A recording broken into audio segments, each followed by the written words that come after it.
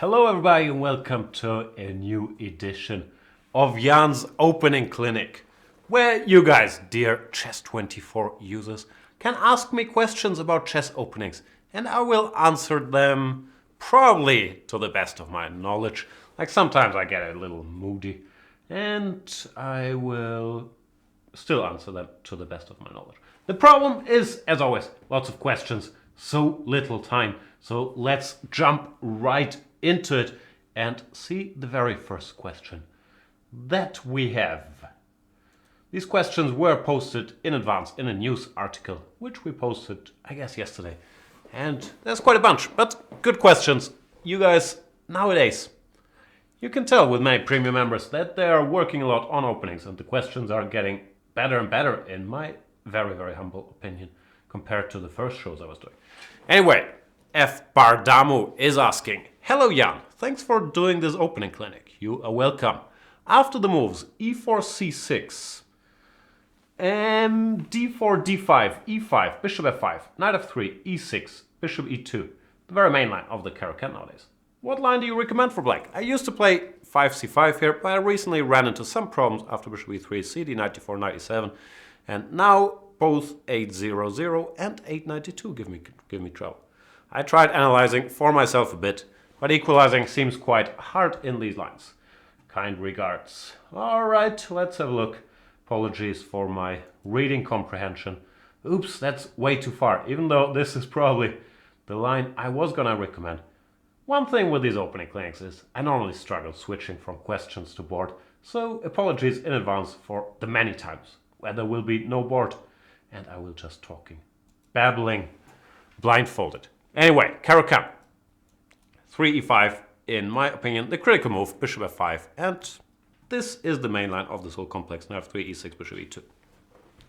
The question was what I would recommend, and the answer is a bit, it depends. If I was playing against a lower rated player, I would probably try to stay clear of the forced lines that exist in this position, starting with c5, and play something that they've been doing these days, like knight e7, castles, h6, when I think the most frequently played line is some weird thing like this. With a very double-edged play. Black keeps his options open. Sometimes he wants to go g5, sometimes he wants to go bishop h7, knight f5, sometimes he wants to go f6, and of course, if appropriate, he wants to go c5. That's why white normally fights against it with knight d2, knight b3. And looks like this is stuff the experts are doing nowadays. I can't say I really like it for black, but it's a very double-edged position where you're playing for all three results. After c5, bishop e3, I've been dabbling a bit with queen to b6 here, which leads to very forced stuff. And this is probably, I guess I shouldn't share all my secrets, but who cares? This is probably what I would do if I was playing against a very strong opponent and trying to force the game. Knight c3, knight c6, castles, queen takes b2, and the main line here, without going into too much detail, is queen to e1, when stuff becomes crazy after cd, bishop d4. But with a computer you can analyze this very deeply, if you were so inclined. In the line you're asking about, after c5, bishop e3, cd, knight d4, knight e7, I'm not a big expert, I never studied all the options here, like knight c3, knight d2, bishop g5. All of those are possible. It seems like nowadays white mainly castles, and I never liked this for black, so I'm with you. It seems like something like this is the main line, and I agree, white is better, so I would not go here. But yeah, I hope that gives you some impressions. And thanks for the question. Do we have more questions? Probably we do. They're real questions. Will I manage to switch to those? If I click here. Okay. At least there's something. Kappa Junior. Whoa, this is a long-winded. I learned this recently, that it's not long-winded, but long-winded. Then again, you should never make fun of anybody for mispronouncing a word, because it means they learned it by reading book. And hard to believe in my case. Anyway, Kappa Junior is saying, Dear Jan, I've enjoyed playing both sides of the martial attack for over 25 years now. Must be nice. As white, I've always followed Zhang Nan's rule of thumb that taking the knight on d5 with the bishop should be delayed until black has played king to h8 or doubled rooks on the e file. thus making f5 harder for black due to the pin on the knight, hence winning white a half or a full tempo. And that's... yeah, not my rule of thumb. My rule of thumb is never take on d5. That's simpler. Anyway, I'm guessing he's talking about the main line. I have the position on the board, so we'll get there in a minute. After my 14 queen h3, several people have played 15 bishop takes d5 against me instead of the normal bishop e3. cd queen f3. Let's put it on the board, I guess. On this board, now I have to switch to my little boardy file. Boardy file sounds dirty. E4, E5. Good old Marshall Kappa Jr. is a fan for the last 25 years. So this is the line he's talking about, d4. Nowadays they mainly play d3. But d4, bishop d6, rook e1, queen h4, g3, queen h3, and bishop takes d5. As a Marshall player, I'm never worried about this move, pretty much ever. Even if white wins the second pawn, normally things aren't very bad. And in this position, it's fairly harmless. After cd queen f3, there's some options, but the best and most established is the move bishop f5 here, hinting at bishop e4. And after queen takes d5, which I believe Kappa Jr. mentioned, there's different solutions here. I will give you the most straightforward one and point out that there's more than one. Rook a8, I believe, is probably simplest. Going for massive counterattack. The only move white has here to stay in the game is the move bishop to d2, because he also has to stop bishop e4. And then now bishop d3 is simply enough. Threatening to take, followed by queen f1 checkmate.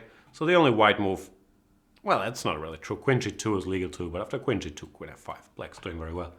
So knight a3 is the best move, and the simplest, as I said, there's other options along the way, is to take and go bishop c4. I understand we're 2 pawns down, but it doesn't really matter because black has complete control over the light squares. We'll put this bishop on d5 with the white king weak because of his pawn on g3, and the white pawn's completely blockaded. Black is not even a little worse. So that is, yeah, the easy way to handle this. There's other options. Rook f8 followed by rook ad8 is fine. There's some rook f8, bishop f4 ideas. Anything works. So don't worry too much about this line. There's worse out there, lurking in the Marshall jungles. Let's see what else we have. Son of Soros 82 saying, "Hi Jan, I want to play the Caro-Kann." And why wouldn't you? I know you are a mainline guy, but the 3 knight c3 bishop f5 line is not my favorite. I like the knight c3 knight f6 line, and after knight f6 gf. You've come to the wrong place, Son of Soros. You want approval for your horrible sideline choices? My question is, after c3 I look queen d5 and h5. Can you explain the pros and cons for the middle game? Thank you very much for your help. Probably not, but I guess that line is actually not that bad, so I shouldn't go full condescending, just mildly. Play normal structures, play main lines. It's not just because I'm trying to force the world to be boring. It will also help you as a player, because it will make you a better chess player if you get used to more complex positions or more, regular positions where the themes might appear out of other openings as well, instead of trying to force the game into a very limited, weird structure where you're worse from the get-go. So, not a big fan, but since you asked, after c3, I noticed Yasser Seiravan, to my surprise, played some games here with the move h5, intending to go h4, grab some space. And yeah, I've never looked at this in any detail. I'm not an e4 player, and I'm not a gf6 player. My best guess is white is better. Knight f3, h4, play something, get the bishop out. Problem for black is his king isn't really that safe anywhere. It's a long trip to a8, and even that is not the greatest of squares. So yeah, I can't say I like the position very much. Even though, as I said, if Yasser plays it, it can't be as horrible as I thought it would be. What was the other move? Queen to d5? Well, yeah, I guess white, I don't know, makes a pass, some bishop e3 move. Once again, I guess white is better.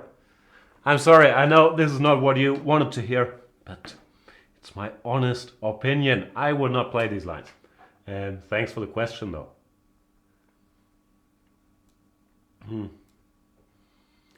Let's see. Some more. Give me some more.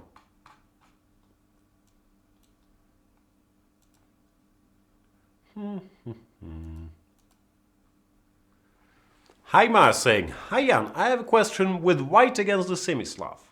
Currently, I play the line d4, d5, c4, c6, knight c3, knight f6, e3, e6, knight f3, knight bd7, 6b3, which is recommended in a book.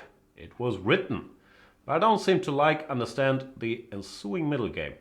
What do you think of this line, and what alternatives would you recommend if it's not so great?" Quick second question if you have time. No, I don't think I have time because I have lots of questions and I gotta stick to my one question per user rule. Not really my rule, but I guess it makes sense. Anyway, let us get to the thingy. The board, I believe is what they call it in chess lingo. So good old semi-Slav. Which move order do we use? Doesn't matter so much. b3. b3 is a legal move here. Most people, they want to play these b3 setups, start with queen c2 and go b3 after bishop d6.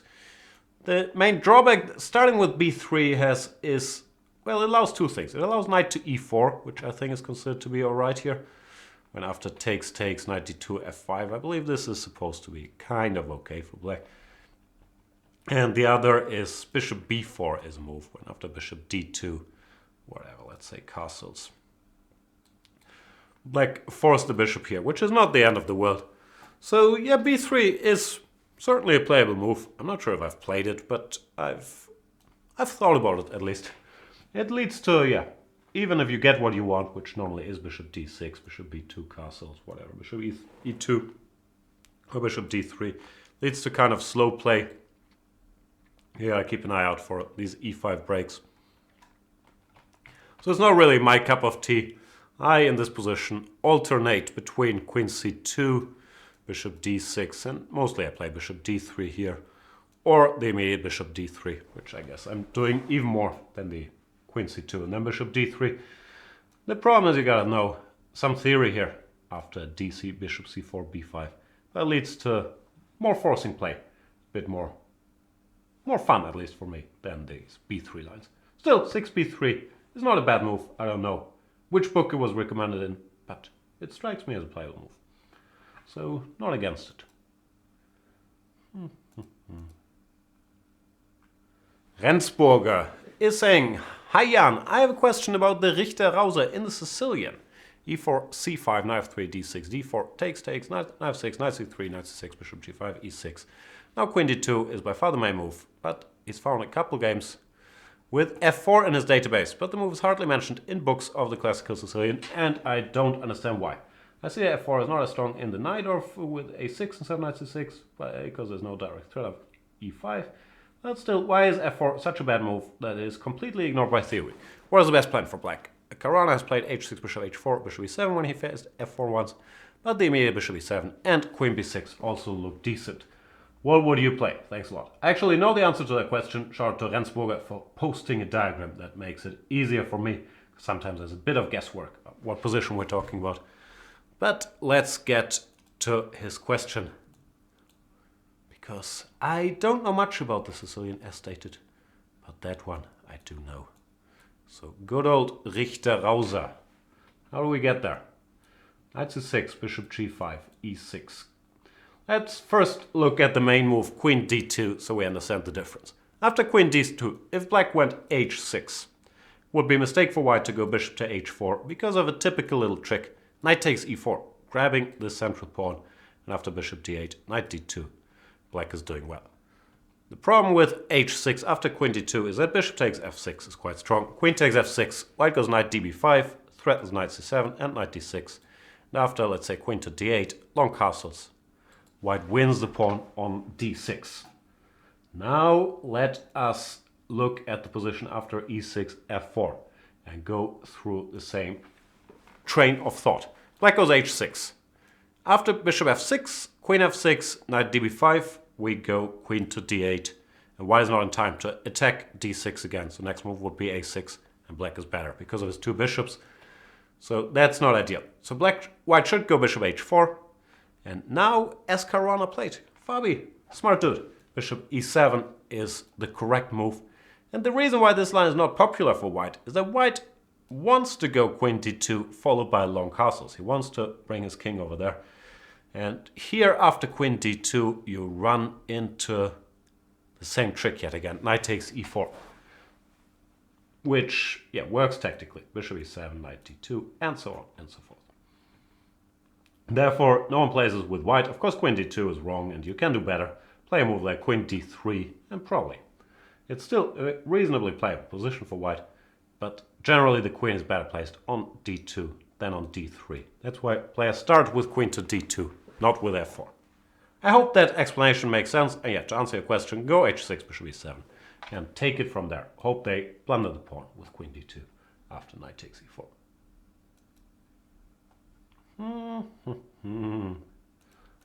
More questions. Van Karl is wondering. Hi, dear Jan. Oh, thank you. I have a question for you about the closed Sicilian, d4, knight f6, and so on and so forth. How should white continue the game? Are there several plans? Thanks a lot. Let's go to the closed Sicilians. Oh, sorry, the closed Catalans. If I find those barely inhabited territories.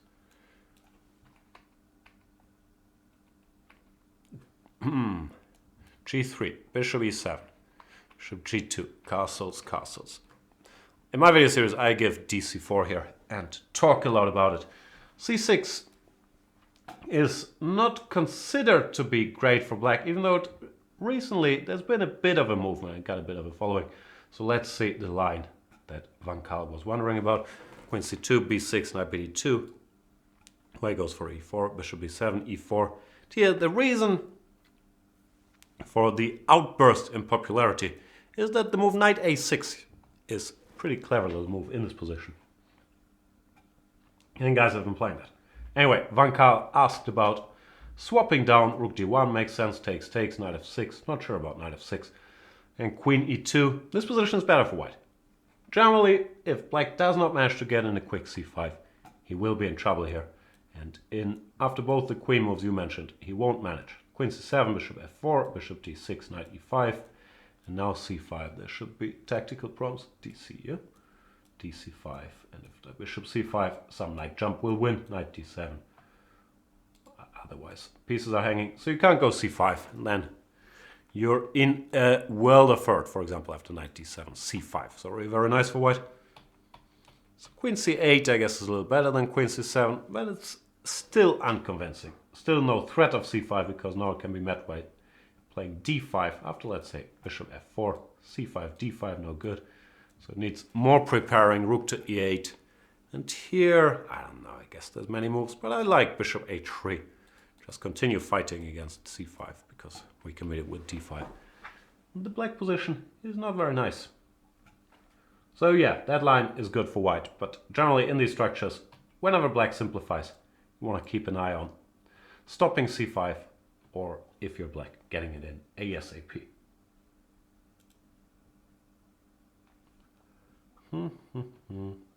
Oops, what have I done? I've done something, but I don't know what. Captain Coca-Cola? Hey, Mr. Gustafsson. Thank you for doing a new opening clinic. You're welcome, Mr. Cola. I'd like to hear your thoughts on a line against the English.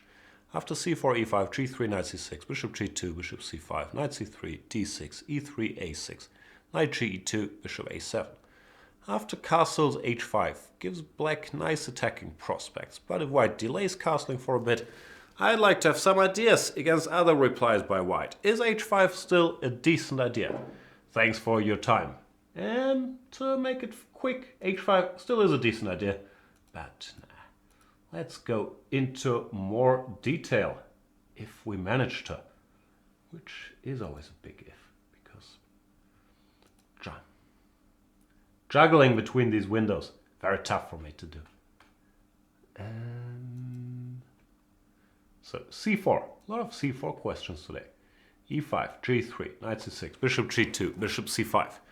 This is the system that my friend Paco Vallejo, I think, popularized and played a lot with the black pieces.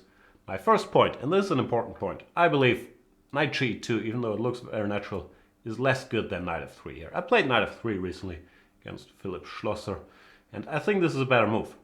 The knight stops any h5, h4 business, and after we go d4, which we will, it will also exert more pressure on the black center so that d takes e5 becomes much more of a topic. So I think knight f3 is a bigger problem than knight to e2. But yeah, after knight e2, bishop a7, I always thought black would play a position because h5, h4 is annoying. Like even if you don't castle, let's say you go a3, black plays h5, d4, h4, and yeah, I don't like it. Well, after h3, black goes h4, g4, f5. If you go h4, bishop g4 is a bit of a bother. So if white was forced to play this e3, knight g2, I'd maybe even think about playing this with black. I don't like the position after knight f3, intending d4. That's my beef with this setup. And Paco played it himself, so he probably has a similar beef. Do we have more questions? I know we do. I'm just filler material to switch. Johann Wilhelm Möbius is asking, hi Jan, what do you think about d4, knight f6, c4, g6, f3, c5 for black? What is the most critical line in your opinion I have to be aware of? Do you think d5, bishop g7, e4, d6, knight e2, e6, knight ec3 is critical? Or something like knight bc3, ed, cd, castle, knight g3? Both, I would guess. I have to say I'm not an expert in... I have a serious Benoni structure phobia, so I would not play the c5 move, but that's more personal preference than objective judgment. So let's say d4, knight f6, c4, g6, f3, c5, d5 is forced, bishop g7, e4, d6. When I first started doing this knight e to c3 was all the rage. Because if black goes for e6, e takes d5, then we can bring the other knight to c4 later. And that's nice for, or was supposed to be nice for white.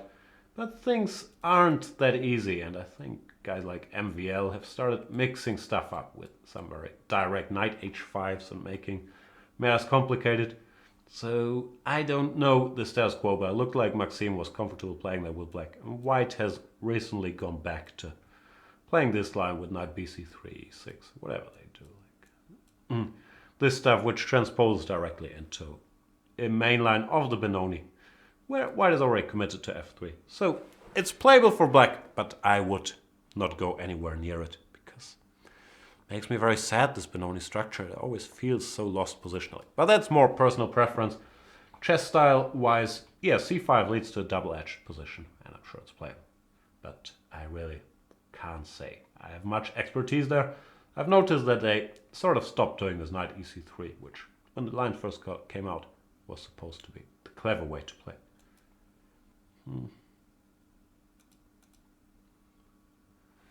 Duke Crusher is saying, I always get beaten by the English opening, but I saw this variation for black in Caruana Anand. c4, e5, knight c3, bishop b4, knight e5, bishop c5, knight f3, c6, knight c3, d6, e3, bishop b4, queen d4, knight d7, queen c2, knight f6, a3, bishop c3, and Anand won the game. But I don't see how this opening is any good for black, losing the black square bishop for nothing. What is the justification? Yeah, honestly, I don't know. I was doing live commentary on that game with Mr. Svidler, and I was very puzzled, which is probably slightly my bishop bias talking. But yeah, I could not really understand the line either. This bishop b4 is a bit of a Vichy specialty. He goes pretty much knight c3, bishop b4, and g3, c6 these days.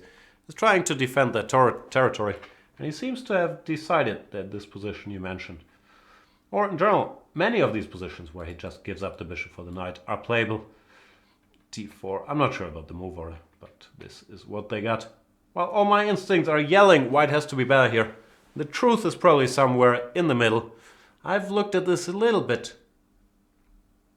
Could not find anything direct for white, I would still, my feeling says even after d, b4 or whatever here, white has to be a little better. But computers are saying it's not a big deal, it's playable for black. Vichy is saying it's not a big deal, it's playable for black. So who am I to argue?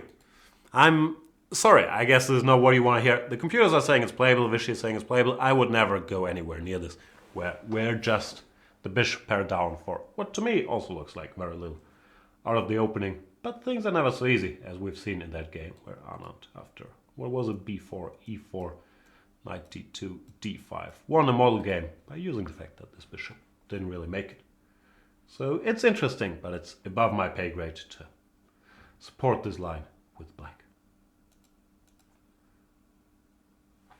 Cardinal Super Blinds is saying, "Hi Jan, please help. Even my non-chess playing housemate trolls me about playing against the English opening. A lot of English concerns today.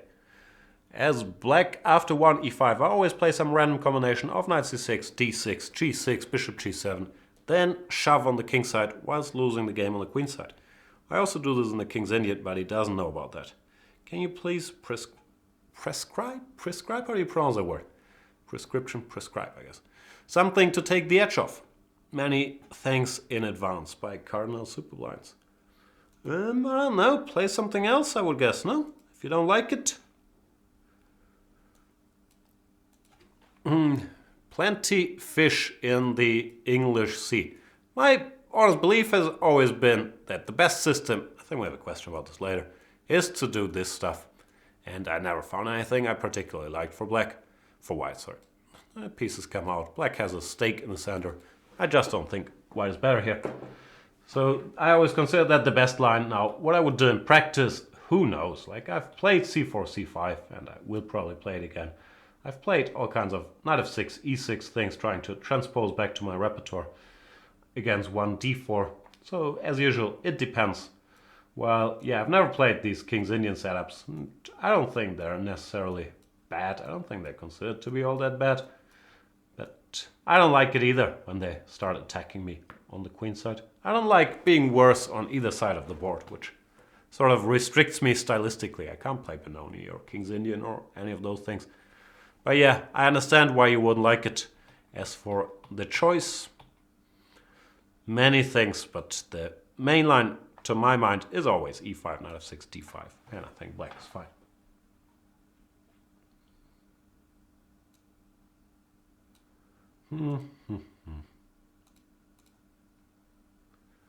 Panurge is saying, "Hey Jan, amazing site. Thank you so much. Since joining, I've gone from 2200 blitz to 2600. Congratulations," which I mainly put down to the content on Chess24, especially videos and commentary. All that late in life. Well, I'm 41.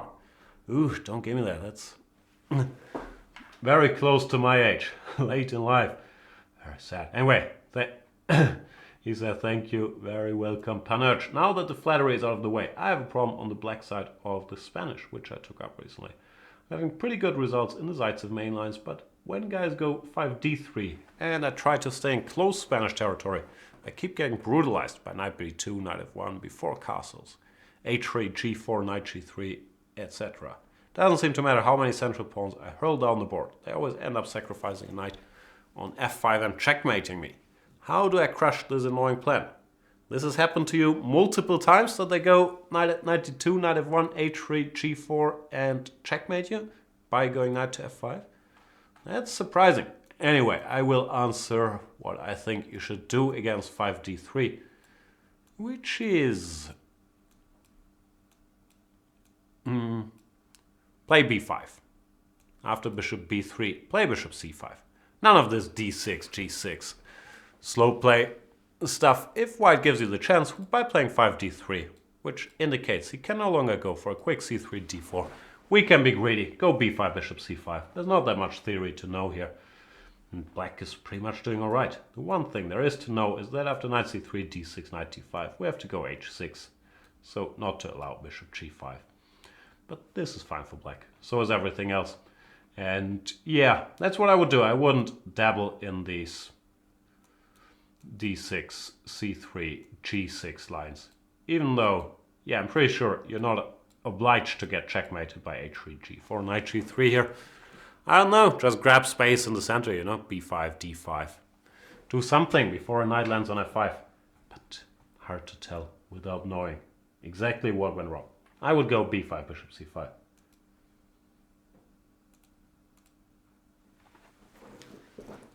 And what else we got? Chess Costly saying, "Hi Jan, before I met you, I loved to play the Scottish defense with white." I think it should be called the Scottish defense because it is defensive and odd in nature. It shouldn't be called the Scottish opening, Scottish defense. So I'm with you. I still don't have any problems in the line, long line, bishop c5, bishop e3.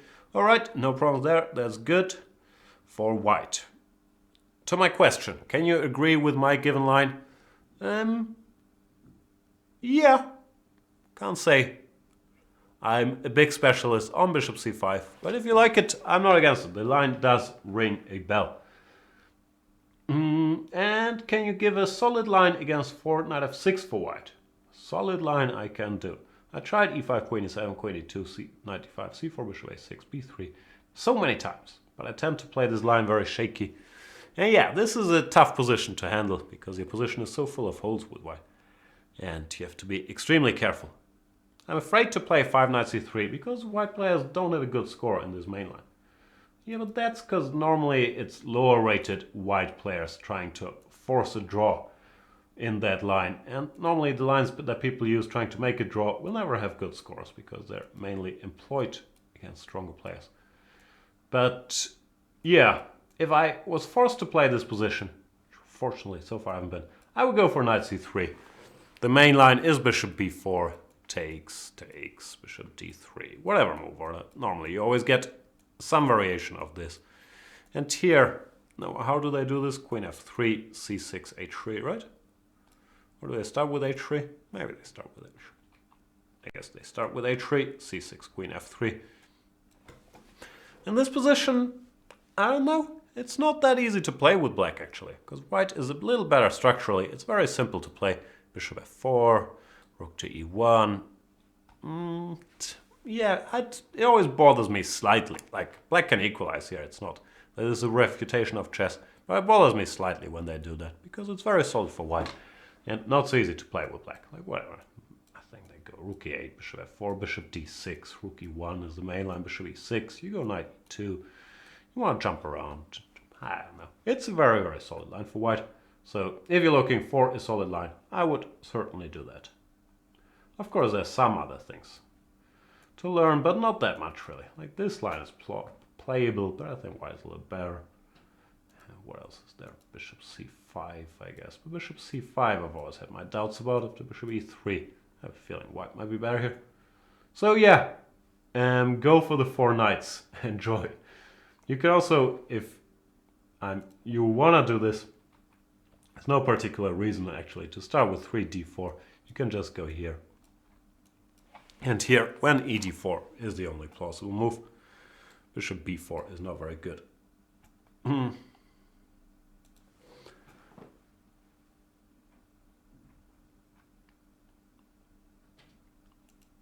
yeah, I disagree. I'm reading the chat that it's a forced draw, the 4 knights. I don't think it's that simple. But solid it is. Vanatar is saying, Jan, you play the Sicilian from time to time, so you must occasionally face the close Sicilian. 2 knight c3 with g3, bishop g2 and d3. Not in a long time actually. I'm a player who plays a close Sicilian as white and was just wondering, what do you think is the best setup for black against it? And what white setups are you most scared or threatened by? Thanks in advance, and I highly recommend your new London System series to those who haven't watched it yet. Thanks, Vanatar. Actually, I've given the close Sicilian very little thought over the years. It's one of these lines where player, no offense, or maybe some offense, players that do it with white, normally you know, they're not really guys who learn any theory, they just want to play their typical setup every game. And it doesn't give white an opening advantage. So if you see someone like that, then yeah, you just look at one of the playable lines against the close Sicilian. And go for it if you decide so, or play a different opening.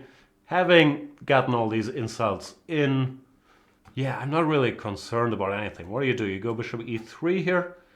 I don't know. I would probably play e5, then knight e7. Have a look around, but as far as I know, rook b8, intending to go for a quick b5, b4 is fine as well. Even knight f6, I believe, is fine. But yeah, if I got here, I would probably play e5. Of course, this is perfectly playable for white. I'm not saying white is in trouble here or anything, actually.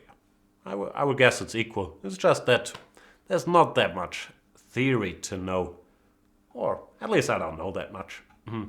And yeah, there's nothing I'd really be afraid of. Actually, if I saw somebody was playing the close Sicilian, probably like every game, then playing the Sicilian would be very high on my list. And then normally you would look what habits they have. Do they play with f4, where you can go for the same e5 business, or you can play these e6, knight g7 lines, or do they play bishop e3, queen d2, and then choose one of these lines. But I don't think you should play the close Sicilian all your life. Do something else. Doesn't have to be the crazy open Sicilians. At least, throw in some Alapins or some knight f3, bishop b5 systems. These knight c3, g3 systems are a little sad because, I don't know, just philosophically, I guess this doesn't make much sense, but the black bishop is open. It controls its diagonal. The white bishop is blocked. Why should black be afraid of that?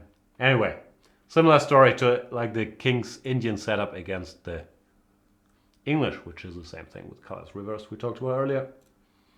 But yeah, don't have any strong opinions or feelings about the close Sicilian, to be honest. Torn Shutoni. What's Torn Shutoni up to? Now this stuff we talked about earlier with 3f3.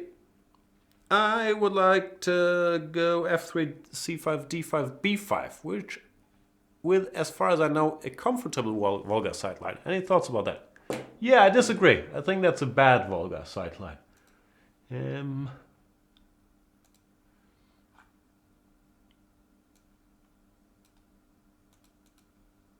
So d4, knight f6, c4, g6, f3, c5, d5. You want to go b5 here. Yeah, white should take or start with e4. I guess it comes down to the same thing, more or less. And this is a very bad version of the Benko because you don't get any concessions out of white. White will hang on to this stronghold on b5, go a4, knight c3, or knight e2, knight c3, and you'll be worse. For example, d6, knight e2 is a good idea. Now, this time around, intending knight e to c3. After a6, you go knight ec3, and you just stabilize this a million times. This is a very bad Benko, where white controls the center, didn't have to make any concessions to get his pieces out or control the center. So don't play that, would be at least what I would think. I haven't looked at this much, but it would massively shake my belief system if you could just play b5 here, because this really is the best Benko that you could hope for. And so yeah, don't do that.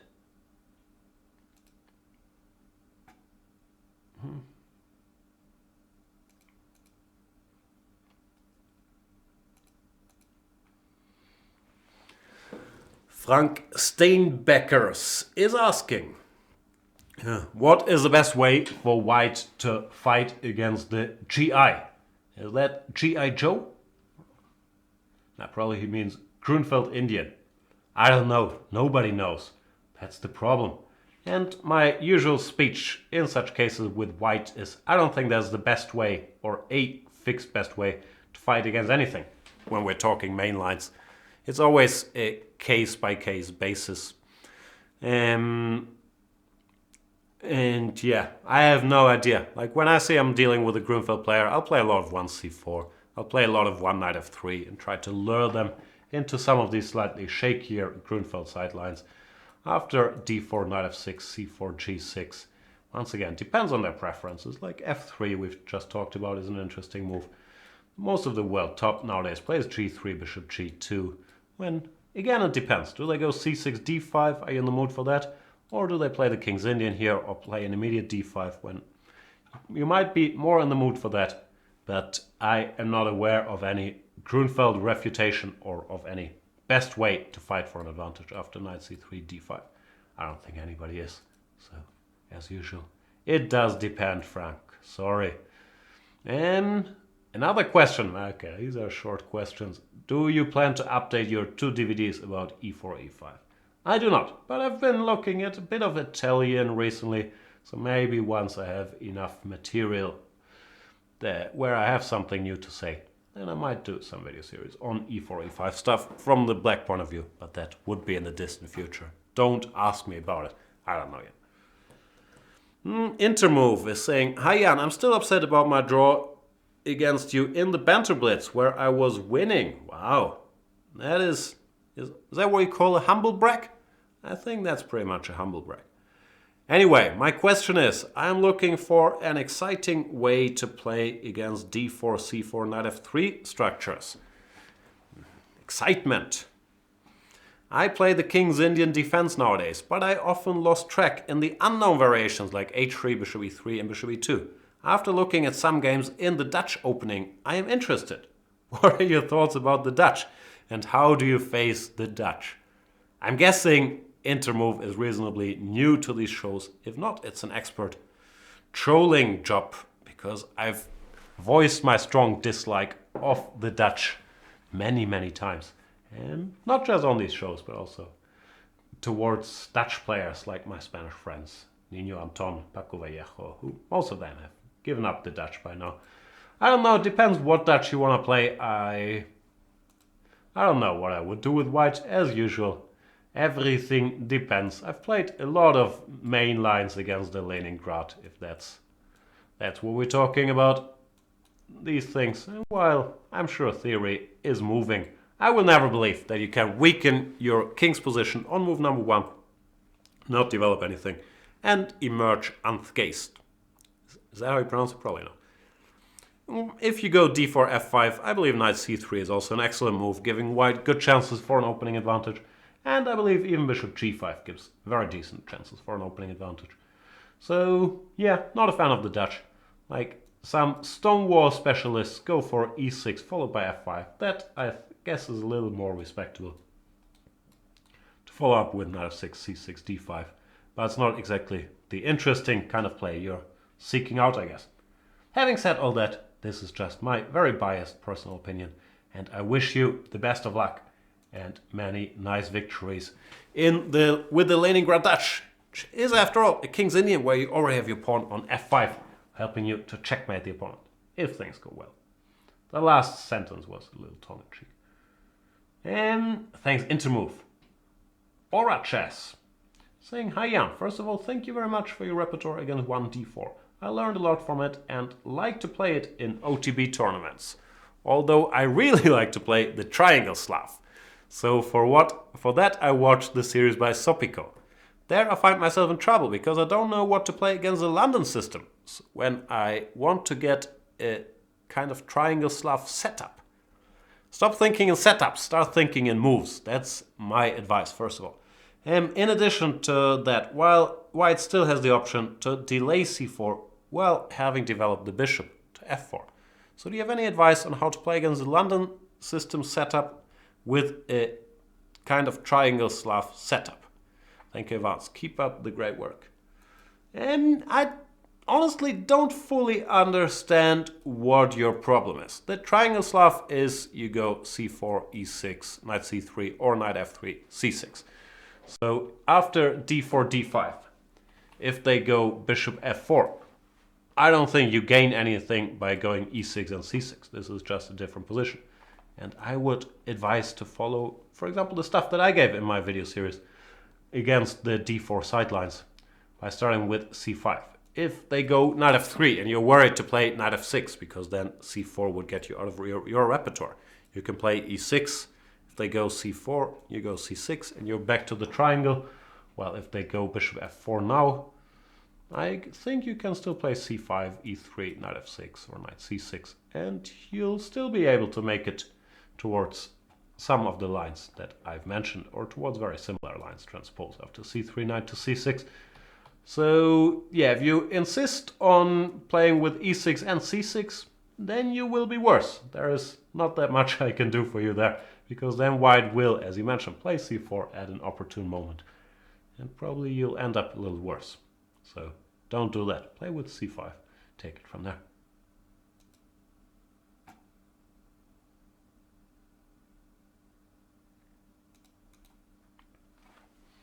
Twitchy Knight is saying, "Hi Jan, I play the Slav, but I'm not too comfortable with the popular response 4a6 or 5a6 against the slow Slav. What do you mean by 5a6? Do you mean d takes... Hey, well, put it on the board. Do you mean d takes c4 and then after a4, a6? I don't understand. I can't think of a case where it's 5a6. Maybe I'm dumb. Maybe you mean knight f3, knight f6, e3, bishop f5, knight c3, a6? Anyway, either...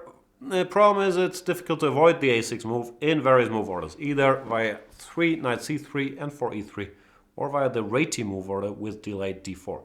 What are the best alternatives in your opinion for the above mentioned move orders? Thanks, Twitch Knight. I'm confused. I'm sorry. I don't know if I can help you. What I can say is that it's very, very hard to stop black from going a6 in the Slav. Like pretty much no matter what you do, they will be able to go knight f6 followed by a6. Doesn't matter if you use cunning knight f3, e3, knight c3, e3. If you start with whatever, c4, c6, knight f3, d5, e3, knight f6, knight c3, they can still play a6. There is no way to punish people that want to play a6 early in the Slav, except for going for the main lines and arguing that, well, you played a6, how bad can it be? So get used to it, look at it, and choose one of the many main lines that are playable here. I normally, because of the various transpositions, I normally end up in this position where I'm aware black has 3 moves, bishop f5, e6, or b5.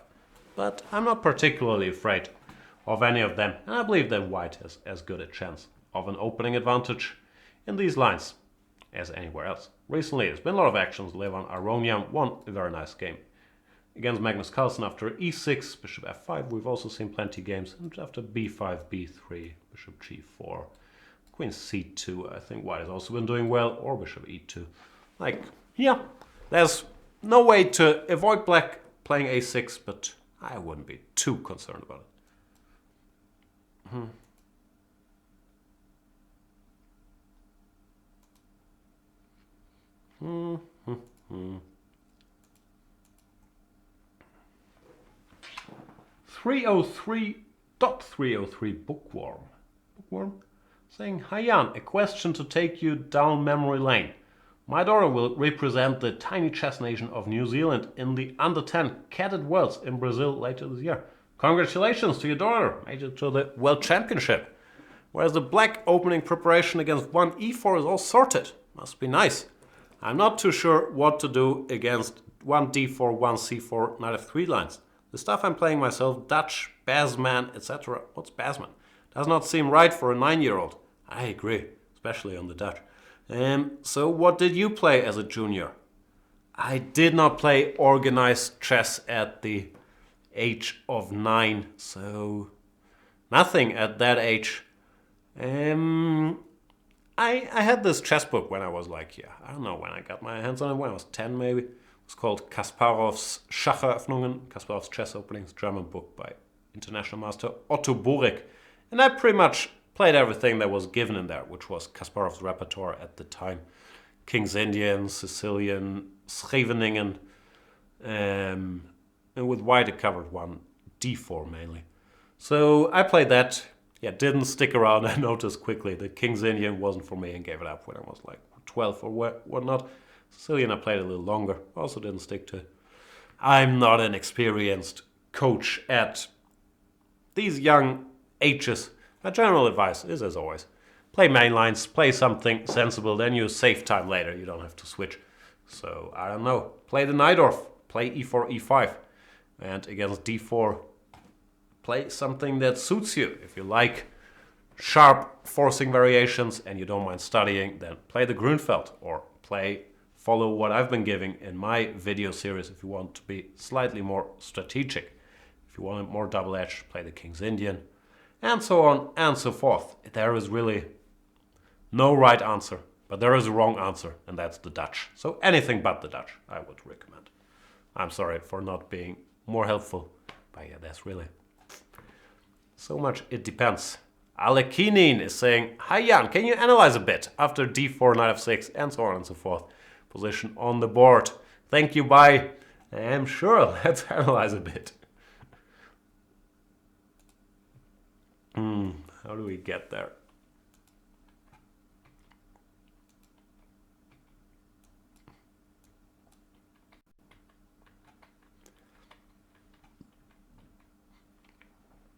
This stuff, this move d6 is a pawn sacrifice, which I thought wasn't fully correct, but it's not that bad either. So yeah, white doesn't have to accept it. You can also play knight c2 here. And yeah, board full of pieces. But knight c6 takes, rook b8, bishop g2 is supposed to be best, queen a5. I used to think that queen d2... First of all, whenever someone does this against me in Bantam Blitz, I always forget everything instantly and will get in trouble. But I used to think that queen d2 was the solution, giving back the pawn, because the best black has is some stuff like this.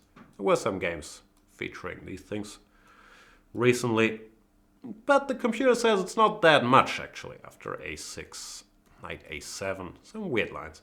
Queen b1, knight c6, rook e8. Is this the line? Oh no, sorry, you start with queen b4, I'm guessing. But yeah, it didn't seem all that much, so white is a little better here, but not exactly refuting it, which I thought this was a refutation, so I was a bit surprised.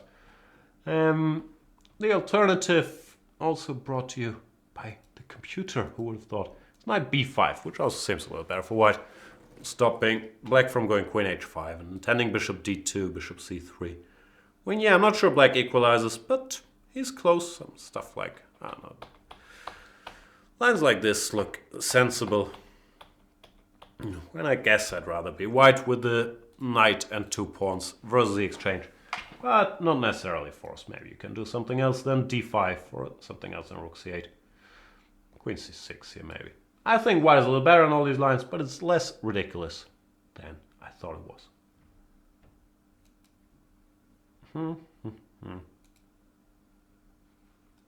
Do we have more questions?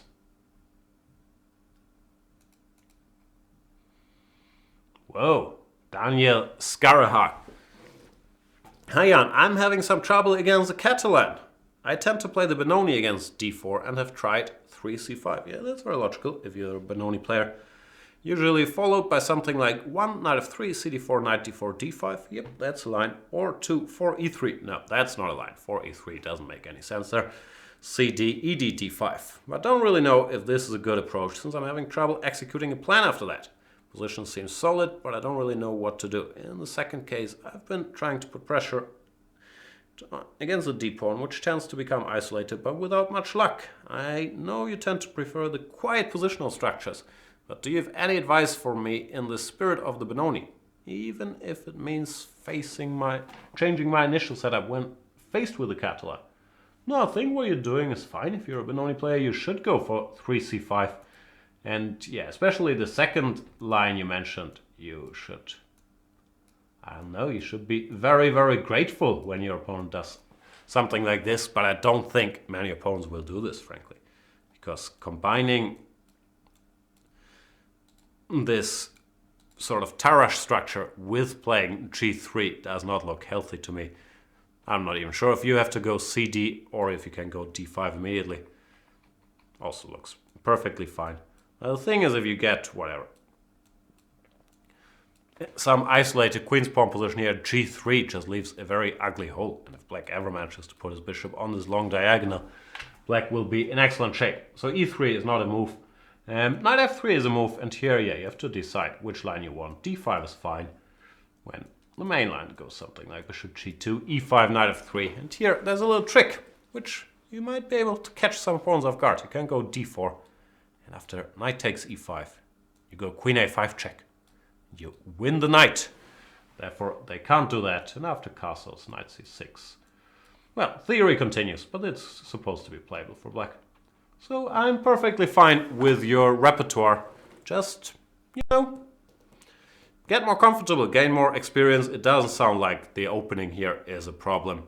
After e3, you're already slightly better with black. That's all you can hope for, Benoni player or not. So best of luck with that. Lucien's Parachute is saying, hello Jan, what is the current state of affairs in the Frankenstein Dracula? e4, e5 and so on. Is this supposed to be refuted or just very risky? What's the most critical test?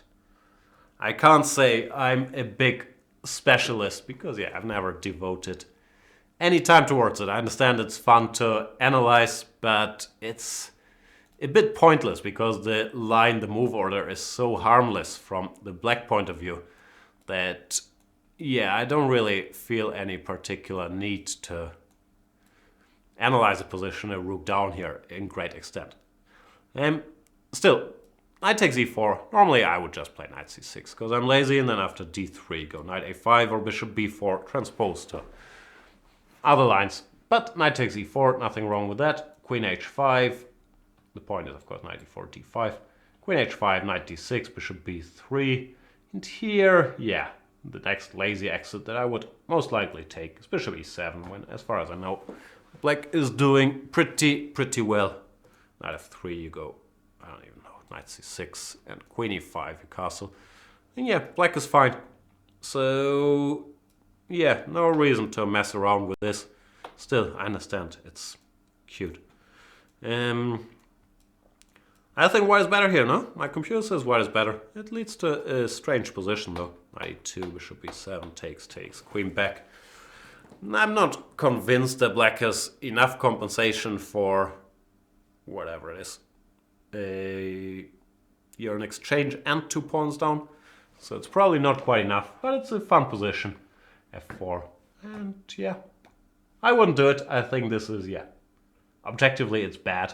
And especially against such a harmless line, it's a bit of a waste of time to study it much for playing it. But if you enjoy analyzing such positions, I'm not against it. It does not strike me as completely hopeless. But I think the status is, you can't do that. And there's so many easier ways to handle that.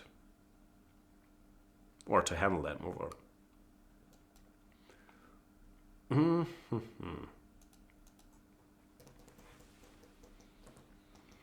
Abney is saying, hi Jan, this question isn't for me, but a close friend.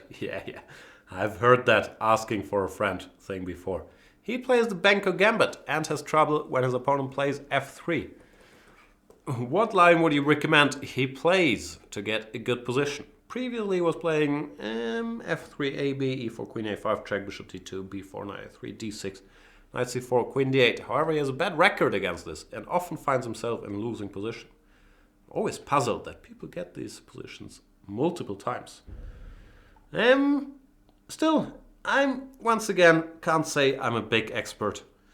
I've never played the Benko in my life. I used to play this f3 line in my younger years a little bit. I stopped playing it because how does this go? I could never find anything serious for white in these main lines.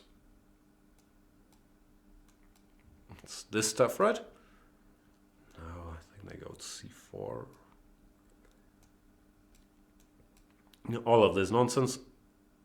I know this is computerish stuff, but this is the last time I checked, black was doing okay in strange lines like this, even though it's been a while. So that's why I gave up. They also used to be c4. That was probably not fully correct, but I never liked it with white because the king is so exposed. Still, having said all that, I believe the line that your friend is playing is also fine. d6, knight c4, queen d8 is supposed to be the best square. And if they go bishop d3, e6, I think black is perfectly fine. The DE, even FE is possible, but also bishop e6 and turning d5. Nothing special. As I said, F3 is probably even better. Because A3 you also go E6. So, not a big expert, but it strikes me as odd that 5 F3 would be a problem, because I think this is one of the lines where black is supposed to be fine in everything. And sometimes it's more about actually looking at the line instead of giving it up because you are having bad results. I'm not sure, of course, that is a bit generalized. Still, I don't think this line is bad for black or anything for white. When I stopped playing it, it was more because these E6 positions concerned me. But AB5 is maybe a little more down to earth, and nothing wrong with it either.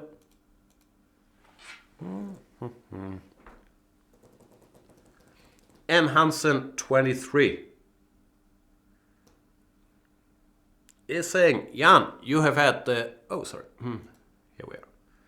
M. Hansen 23 saying, Jan, you have had the largest impact on me as a chess player. Oof, that sounds like bad news for you. I started playing chess about 1.5 years ago and joined a club, largely because I enjoyed your Banter Blitz shows so much. Thank you. You're very welcome, even though I have mixed feelings that I'm costing you all this time playing chess. An opponent in my club always plays the Scotch Gambit. E4, E5, knight f3, knight c6, bishop c4, bishop c5, c3, knight f6, d4, ed, castles, knight takes e4, c takes d4, d5, d takes c5, d takes c4. And after either queen e2, queen d3, or queen d8, king d8, as black, I should never lose these positions, but I find them very hard to play for a win.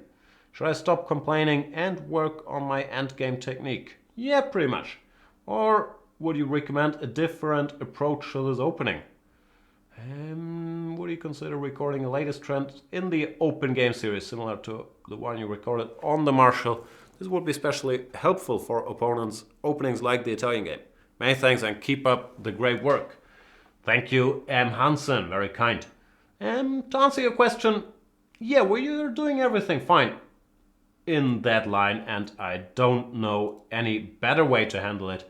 So I do not think this is an opening problem. How do we get here, sir? Bishop c4, bishop c5, c3, knight f6, d4 takes, castles, knight takes e4. I would do the same thing. Now after cd you go d5, dc5, dc4. After queen d8 you're a pawn up, no? King d8, really nothing to complain about here. If you emerge a pawn up with black out of the opening with really no compensation, then you can't blame the opening if it doesn't go well. Queen e2 is a little better, but also not a challenge. I think there's multiple ways to play a queen e7, I guess is fine as well. But I would go queen d3, rook e1, f5. I think that's what you mentioned as well. Whatever they do, knight b2, castles. Oops, not king f8, castles.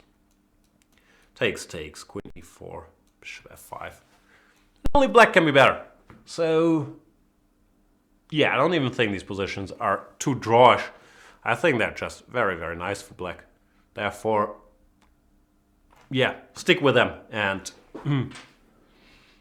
results will improve the better a player you become. But this is not an opening problem. And you also don't need an update or trends video from me on these lines because you already know everything.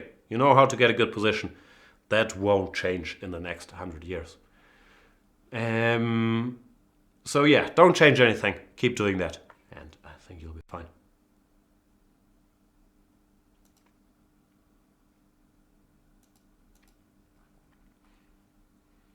Formless. Dear Jan, my question is not about any opening, but about the study of chess classics.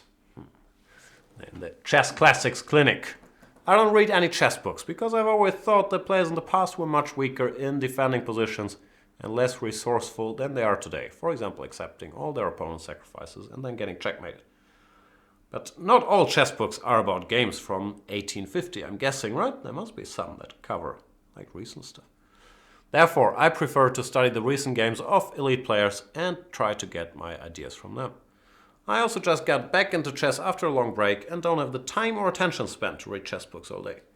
Spirit of the times, not just chess books, but any books. Like, so hard. How do we do that? Like, read an entire book? I'm only half tongue-in-cheek because I find myself also not having the attention to spend to read books anymore. which is kind of sad. Just get distracted so easily. But back on topic. How important is it to study classics, and do you know of any chess players who became GMs without reading any chess books? I don't know. I've never been a big study the classics guy either, since I'm very old. When I just read every book I could get my hands on.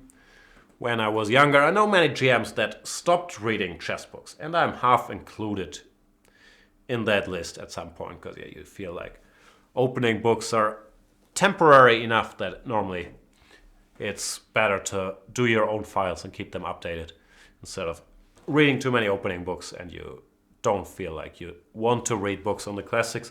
But I don't know anybody who's never read a chess book and became a grandmaster, even though nowadays, of course, you have all the wonderful video series and so on and the internet options. So I don't have any strong opinions. I'm not sure why you would limit yourself to never ever reading a chess book, but there are other ways to improve, like checking current day games, watching videos, asking questions here and so on. I don't think it's a big impediment. I personally, I would not rule out reading chess books forever.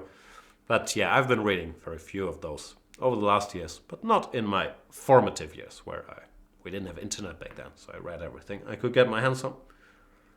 I do kind of agree, especially since you're a FIDE master already, with the point about the classics that, some are good, some are not that educational. But as I said, not every book is about classics, I'm guessing. Spills is saying, "Hey Jan, thanks for all the great shows. My question is about the position after d4, knight f6, knight f3, g6, c4, bishop g7, e3, c5, d5, b5. Which is a position I reach with white using various move orders." I see. Question, can white hope for any kind of advantage here, and how would you continue? Thank you. Love Chess24, best source of movie reviews on the internet. That is the goal. Did I watch any movies? Oh no, I'm finishing this OJ Made in America documentary, which I watched the first 2 long time ago, but I never made it through all 5 parts. So I'm getting there. As for the question, as usual, I don't know. But it's a version of the Benko that I've never given much thought. Like, I've given my opinion on different versions of the Benko earlier. This one, not sure. How do we get there? Sorry.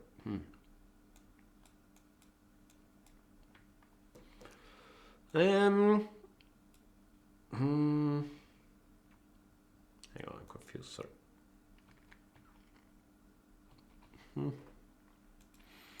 Generally, with the pawn on e3, I feel this should be a playable version for black. If I would go far enough to say white has no chance for an opening advantage, hard to say.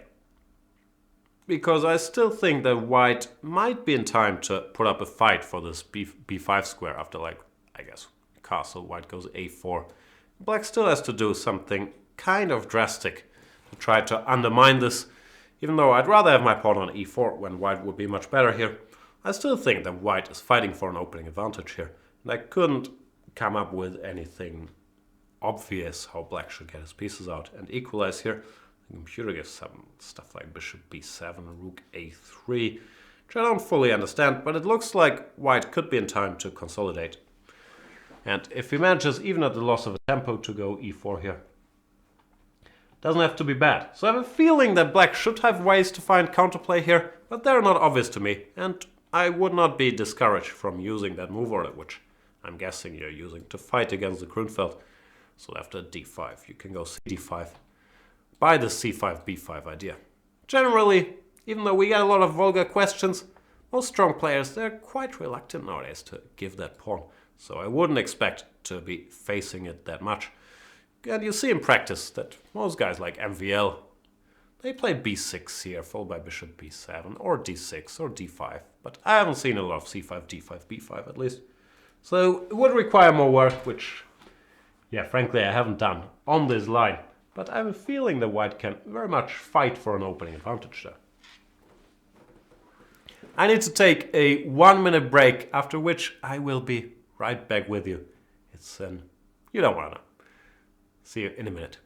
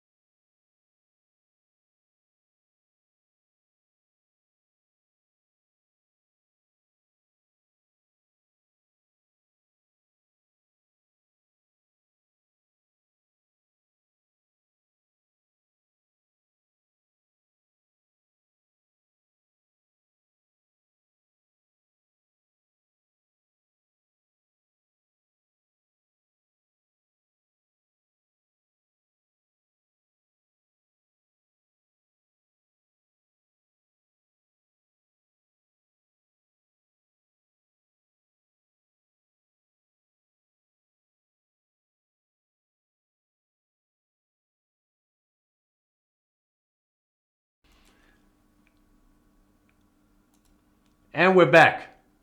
What's happening?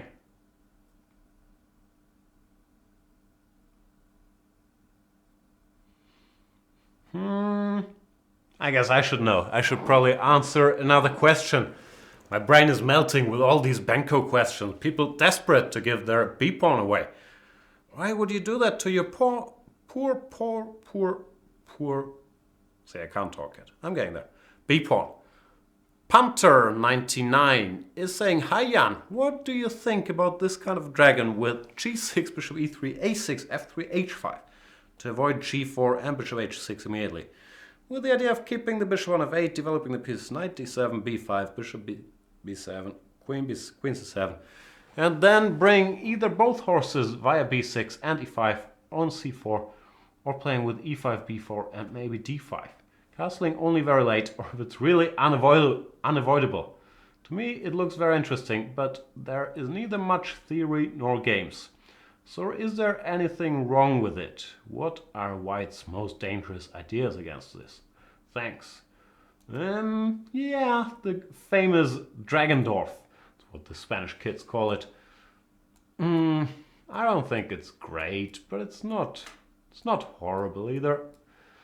So, how do you want to do this? Knight c3, g6, bishop e3, you want to go a6, and we're assuming, I'm not sure if f3 is the only move, but we're assuming they play f3, and you want to go h5 immediately. Queen d2, and now I'm guessing something like knight bd7. Yeah, the problem is, well, h5 stops g4, and bishop h6 is stopped, so the standard long castles, kingside attack, checkmate doesn't work. But black has also made a lot of concessions already. h5 does weaken your king's position, even if you don't want a castle long term. And I believe the biggest problem is if white plays slowly here. If he goes bishop e2, tends to play the castle kingside, it's not very clear to me what black is doing. Because whenever you go b5, let's say here, you're going to run into a4, b4, I don't know, maybe knight d5, or even this other standard idea, knight a2, a5, c3. And you will lose the battle on the queen side, while the white king can sit pretty on g1. So, yeah, I think that black is kind of seriously worse if white just goes bishop e2, followed by short castles, because he's better equipped to do battle on the queen side and in the center, after you've weakened your king with h5, which could come back to be a problem as well if black switches to bishop g7 short castles here. And yeah, I believe these plans sort of have merit, even though I'm not sure how good it is if white castles king queenside. after bishop e2, followed by short castles. I'd be very, very happy here with white.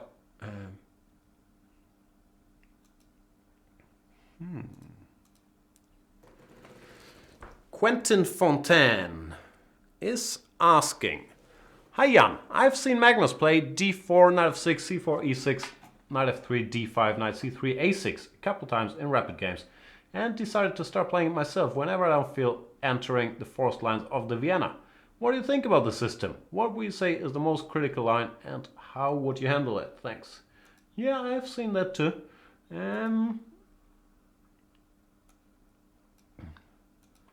It's kind of playable. It got a bit of a following, like Nakamura and Adams have even employed it recently. This position seems like every move is playable now. c6, c5, dc, knight bd7, bishop e7, bishop b4, a6. That's just off the top of my head. Ah, but those are probably the play ones. Anyway, a6, the idea of course after e3 you can go d takes c4, which is very nice. After bishop g5, d takes c4 is also quite appealing.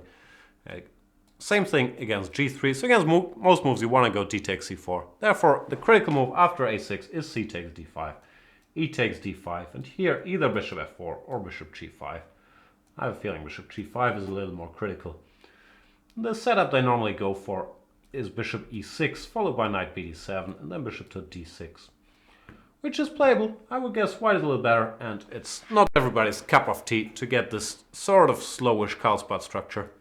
But people are doing this, and they are even trying this sharp stuff with chasing this bishop down here with h6, g5, bishop e5, knight g7. This has been a topical line recently. I think white's better here. Fun free against Andreikin and get a little something, but it's not as bad as people used to think. You also don't have to go h6, g5. You can play something like bishop d6. And yeah, what can I say? I think white is a little better, but it's a playable line if you want to avoid lots of theory. So, not against it. I wouldn't do it.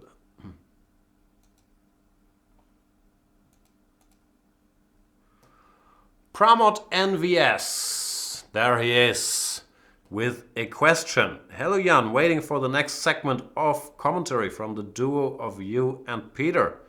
Yeah, I'm constantly harassing Peter when we can get him to come back here. What do you recommend against Levon's knight a3, which he used to defeat Anish in the Catalan in the Tata Steel tournament? Thanks. Pramod asking a real chess question. How does this go? d4, knight f6, c4, e6, knight f3, d5, g3, check, back, bishop g2, castles, castles. Did I start with c6? I think Giri started with c6. In many games I also start with knight b7 here. Anyway, c6, knight to a3. This was Aronian's novelty. And I think that you should just be humble. Don't try to take on a3, but play knight bd7, which I guess is what Giri did. Rook c1, knight to e4, bishop e3. This is the course of that game. And here, you should not take on a3. That's too ambitious. Just play b6. Blank's fine. cd, cd, I guess is the idea. And after knight b5, you can you go a6? I think you can probably go a6 or bishop to b7. There's not much happening. I've seen some recent game where, what do they play here? Queen b3? No, bishop f4 I think they played. But then bishop a6. Black is fine. The knight on a3 is a little dim. But of course it was a great one game idea by Levon Aronian, who won a very nice game using it. But I don't expect it to be played that often. Even though I've seen there's already some followers. I don't think it will catch on. Still, very nice one game idea. But yeah, just knight b7, knight e4, b6. Knight on the rim is dim.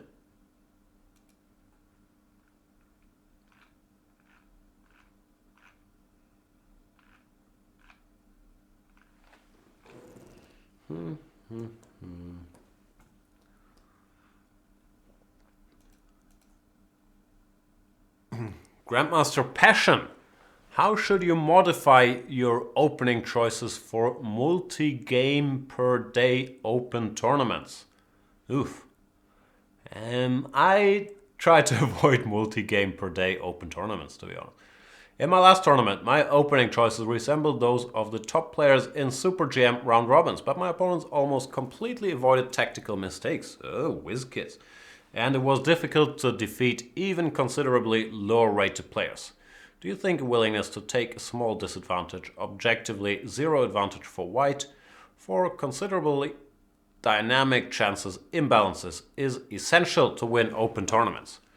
And I don't think I'm a specialist on the topic when it comes to winning open tournaments. And as I said, I've never played many double round tournaments because, yeah, I'm just too weak, too slow to do this to me. It's torture, and I feel it's also bad for one's chess really to play 10 hours of chess a day where you can't prepare, you can't get proper rest.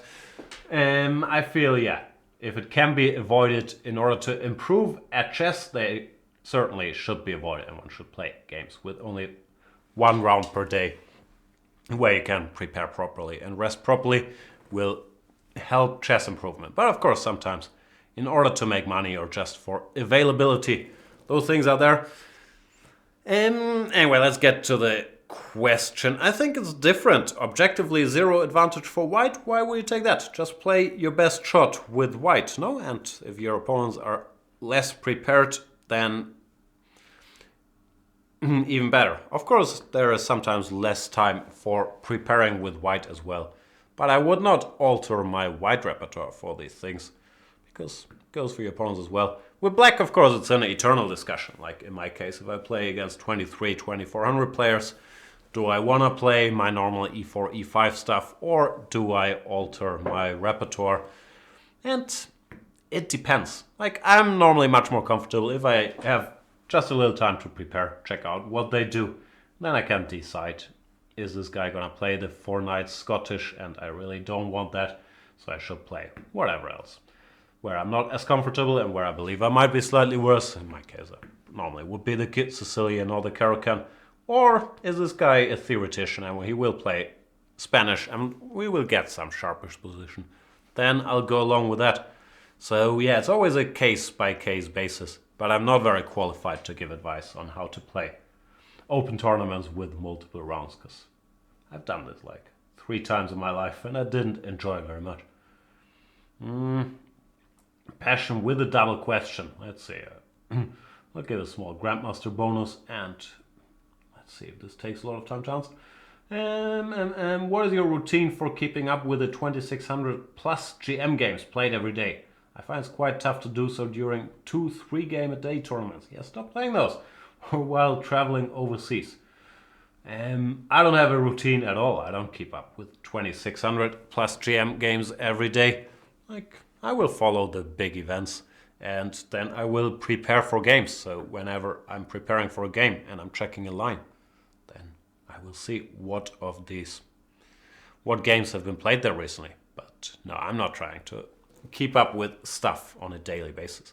Why would you? Like, it sounds like a lot of work with very little reward. 'Cause normally the new ideas there being played by the top guys anyway. It's not that you need to know every 2600 plus game.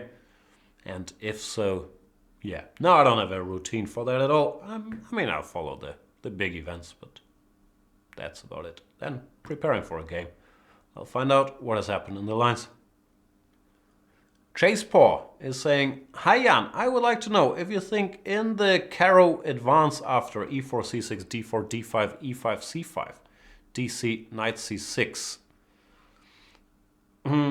I think most testing is 5a3 and either bishop b5, bishop d7. I'm confused. Queen d5, queen c7 or 6b4 g6. Is black able to sort of equalize? I'm not sure I understand the question. Let's put it on the board and try to figure it out, but I'm sorry, I'm a little confused. e4, c6, d4, d5, e5, c5. I'm not a specialist here. I've always played bishop f5. I never trusted this c5 move. Anyway, dc, knight c6, and here a3? That sounds strange. Like after e6, I know it's a major move. But after knight c6, I don't know.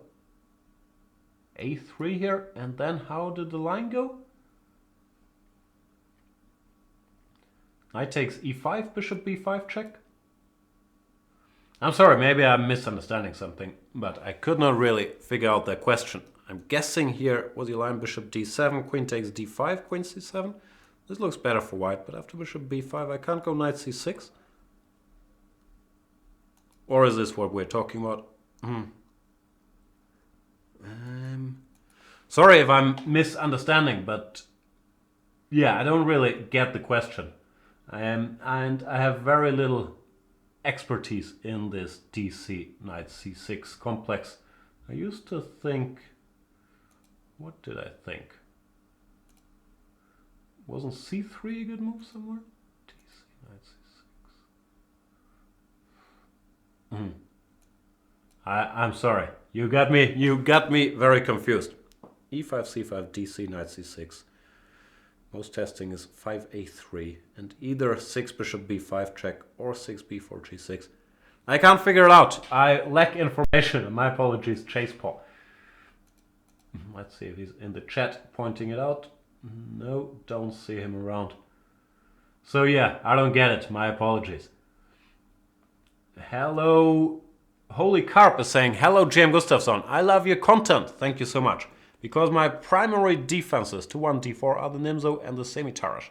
I follow Kramnik's games very closely. That's always a good idea. And I have a question about his recent loss to Aronian.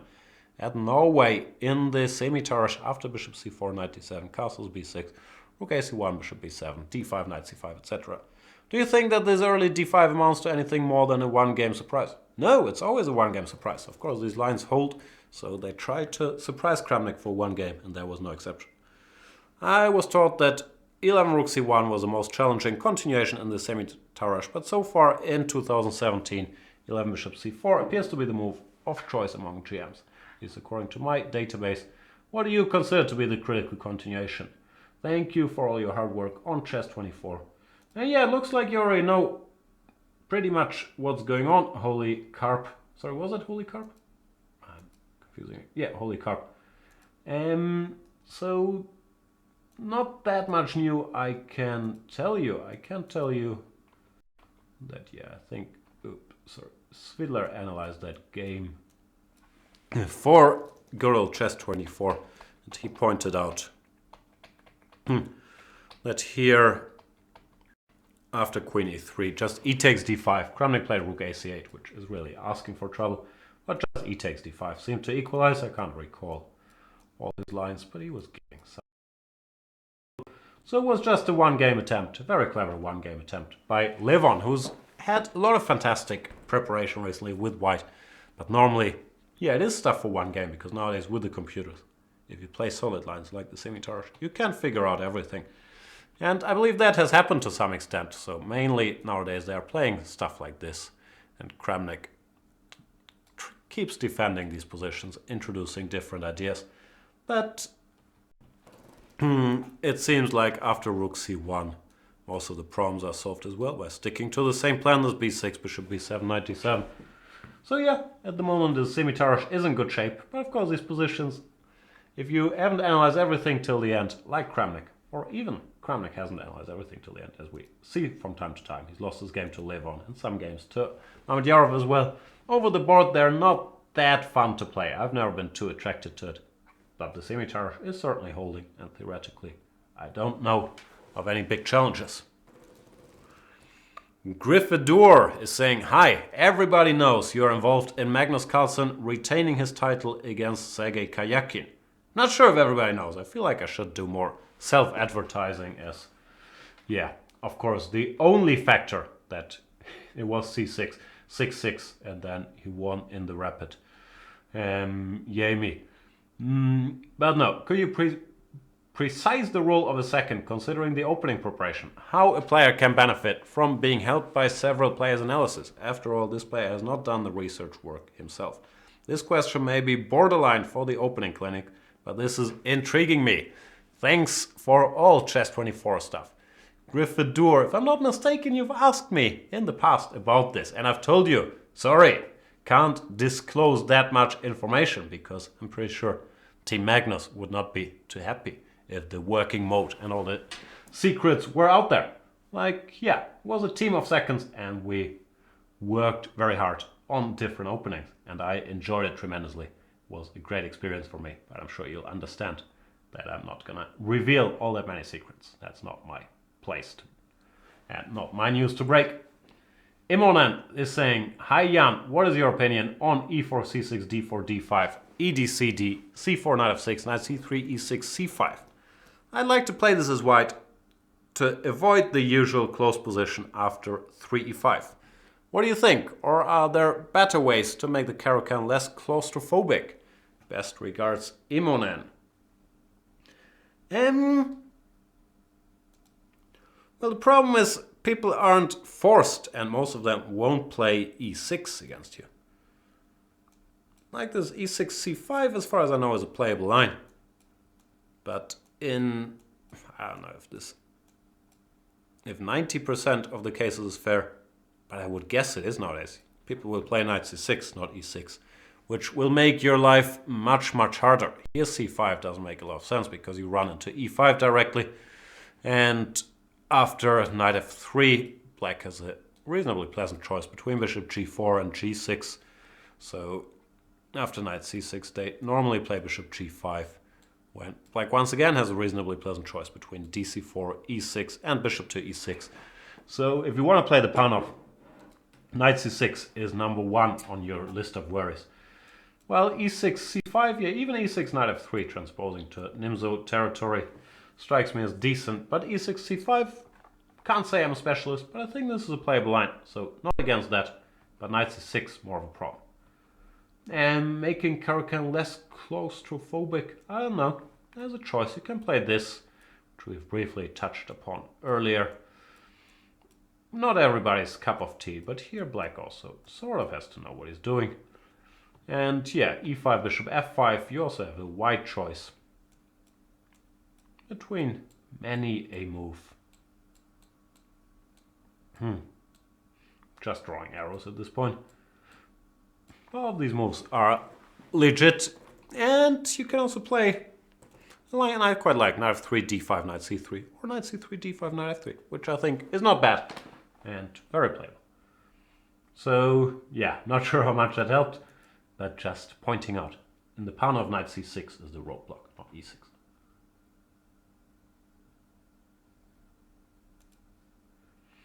Kiftir is saying, hello Jan, I'm waiting as many others are for the next season of Peter and Jan commentary. We're doing our best. What do you think is the best way to react as white to d4, c5? I'm guessing on move number 1. Thank you. Thanks for the video series and banter blitzes on Chess24. Regards, Ridvik. Oh, it's Kitvir backwards. Riddle. Anyway, d4, c5. I think the best way to react is to grab more space with d5. No, I won't always be in the mood for it, but objectively this is the best. Knight c3, e4. White is better, but sometimes, you know, you want something else. And I will sometimes go dc5 here, when e6, I guess, is the main line. Knight c3, bishop c5, knight e4. I don't think white is supposed to be all that much better here. To knight f6, but at least we get the bishops. My precious pair of bishops.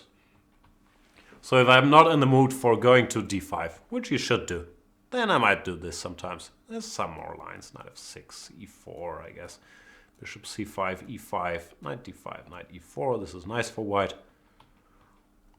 So after e4, probably best is knight c6, but no, bishop e3, queen a5. How does this go? Or some goofy line, something like this. Might be playable, but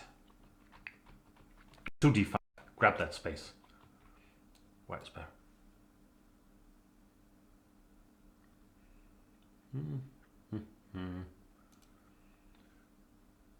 Do Crusher is saying in the chat, thanks for answering my question, Jan. You filled me with confidence.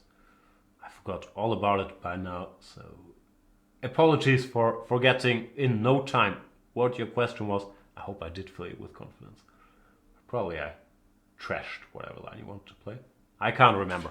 Anyway, speaking of trashing lines you want to play, Artur Nawrowski is asking, GM Jan, what do you think about less popular opening line based on Polish opening, b4, b5? In Tartakover Gambit, b4, e5, bishop b2, f6, e4, bishop takes b4, Polish Spike, who's making up all these names, b4, knight f6, bishop b2, g6, g4, and Karnievsky variation, b4, knight h6. What is the best in your opinion for white and for black? Best regards, thank you. And the best for white and for black is not to go 1 b4 for white, and for black it is the best when they do play 1 b4. But let's go through them one by one. 1 b4, e5, bishop b2. Here the best for black is to take the pawn. Bishop takes b4, bishop takes e5, knight f6, and black is better. Or fine at least. f6, e4. I've never seen this before. But yeah, why not? I guess we take the pawn. Bishop takes c4. Bishop takes b4. I don't know, how does this continue? Bishop c4. Some compensation, I guess, because f6 looks a bit ugly. I'd still take black after c6. Nothing bad happens immediately.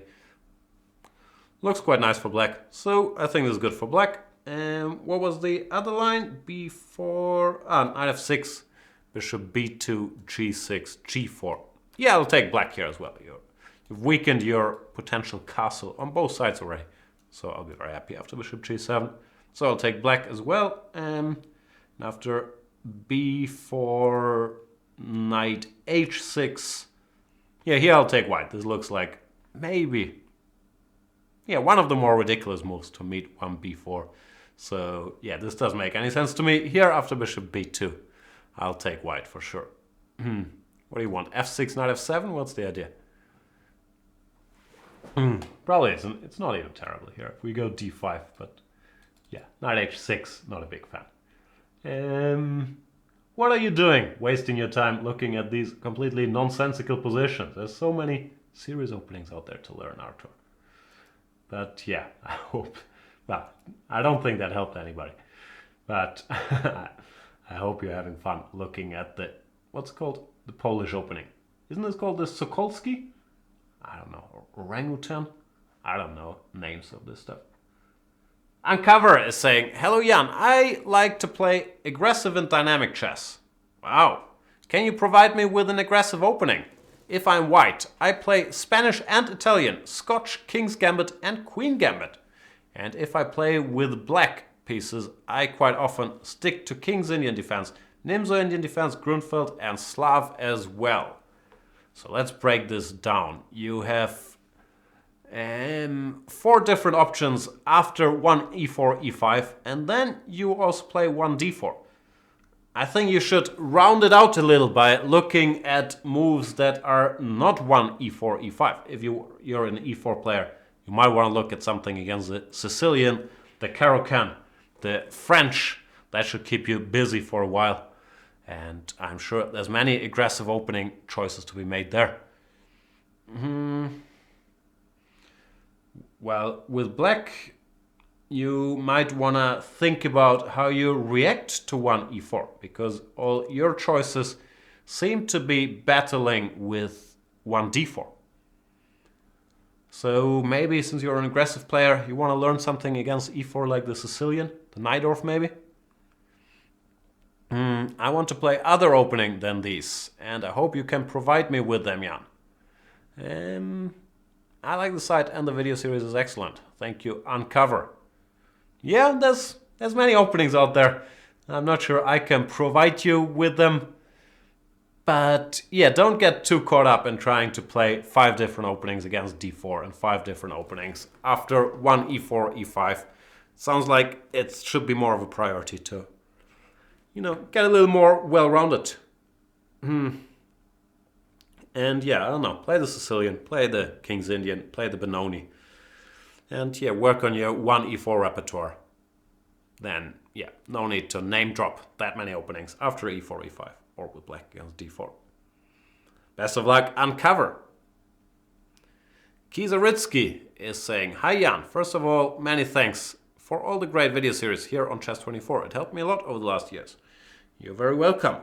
I have a question about the Catalan. I'm playing the Catalan the way you recommend in your videos, but to spice it up a bit, I also want to play with 4 dc4. However, I heard you say more than once this is not really good anymore, because white can do something like b3 and then knight e1, knight d3, etc. with annoying pressure for white as compensation for the pawn. The problem is I can't exactly work out what you mean. Also, is there a difference here if white opens with g3, bishop g2, or with knight f3, g3? First, let's start with the last question. No, I don't think there's a difference. Normally they want to start with knight f3 instead of bishop g2 for whatever reason, but there's no real difference to me. I'm not sure what I've said, but yeah, nowadays after g3, at the highest level, the two moves that are played almost exclusively are bishop e7, which I did a video series about, that I think is still relevant, especially in combination with this last opening clinic where I did a bit of an update on all these lines, or bishop b4 check, and after bishop d2, bishop d6, or bishop e7. So d takes c4, bishop g, because guys used to like the move a6, which is still played by a lot of strong players. So it's not like this line is dead. But yeah, for me, the problem is after knight c6, e3, I could not figure out or find a line that I liked. And I'm guessing this is what I was talking about. I'm not sure what I was talking about as usual. But bishop d7 used to be the main move here. Then queen to e2, b5, b3, cb, ab. This position I don't like for black. A good illustration is his recent game by Markus Ragger, which he won in the Bundesliga against, who was it? Robert Ruck, maybe? No, sorry. Yeah, I think it was Ruck. Yeah, these positions are very, very dangerous for black, even though he is a pawn up. There is lots and lots of compensation all over the place. I'm not sure. Knight e1, knight d3, not the only plan, but it's just, yeah, I couldn't make these lines work because the black pieces aren't good. So, since these a6 lines don't seem so attractive, and of course there's alternatives, like here some people like to play bishop d6, giving the pawn back, or instead of bishop d7, there's rook b8, knight fd2, and now something like queen d7. But yeah, I've never been a big fan. And then you need some other line in this position, where of course there's options. You can play c5 or you can play knight c6, but none of this really tickles my fancy, which is why I gave bishop e7 as the main line, and most players are not that happy with the positions after dc4 nowadays. Still, there's exceptions, and that's just my personal take.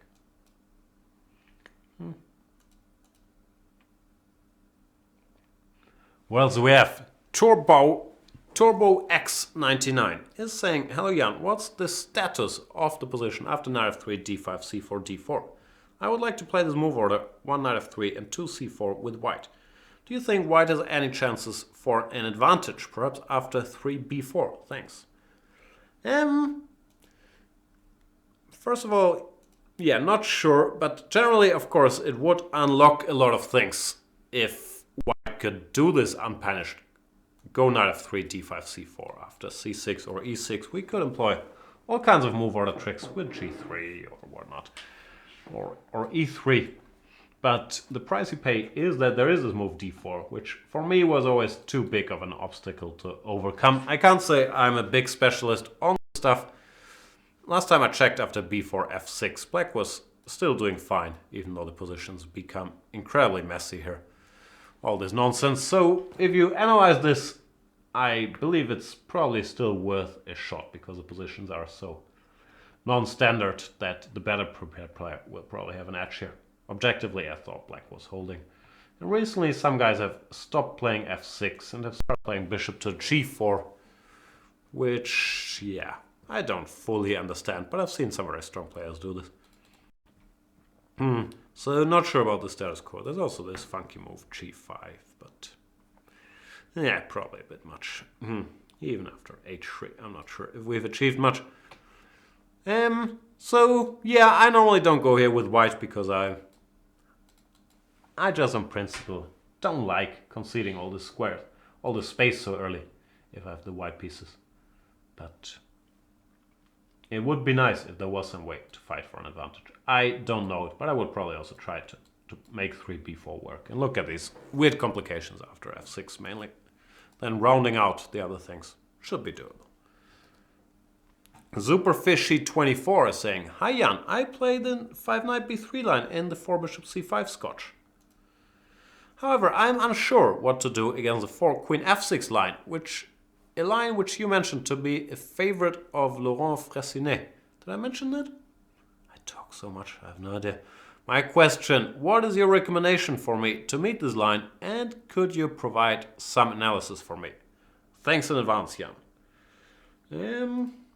Provide some analysis is probably too big a word, but yeah, you should follow Anish Giri. That normally is good advice in pretty much any opening. Whatever Giri does should be very respected, theoretically. And Giri after queen f6, he went knight to f3. Now knight c3, trying to jump is a big threat. Black plays bishop b4 check, c3 bishop c5, and Giri just went bishop e2, short castle. And later on grabbed some space with b4 and got an opening advantage against Andreikin. So you should do the same thing. Check out that game, Giri against Andreikin, and you'll be doing all right. Chameleon is saying, "Hi Jan, when I play the 2 knights defense, I sometimes encounter the problem that white can transpose to the Ruy Lopez as follows. 3 bishop c4, knight f6, d3, bishop e7, castles, castles, rook e1. Here I have to play d6 and go for this knight a5 maneuver, which transposes to the classical Ruy Lopez, which I want to avoid. What do you recommend me to do?" Yeah. I'm not sure what to recommend. You're not wrong. In the 2 knights, I think we have a question about this later as well. But of course, the big thing is that it doesn't have that much upside and it has some downside. Like, you have to be very aware of all the happenings in knight g5. And after d3, you could still go bishop c5, transposing to positions you normally would get via this move order. So the only bonus option is going bishop to e7, and most people feel it's not really an improvement compared to putting the bishop on c5, which is why bishop c5 nowadays is much more popular than knight f6. Still, to get to your question, castles, castles, rook e1, I also can't think of anything better than d6, threatening knight a5. When as white I would probably play a4 here, after which I still think the plan of going knight a5 followed by c5 is best, even though this is not. I'm guessing the transposition you mean is after c3, knight a5, bishop b5, a6, bishop a4, or b5 or c5, followed by b5, b5, bishop b2, c5. This I'd be happy with, because white is committed to playing d3.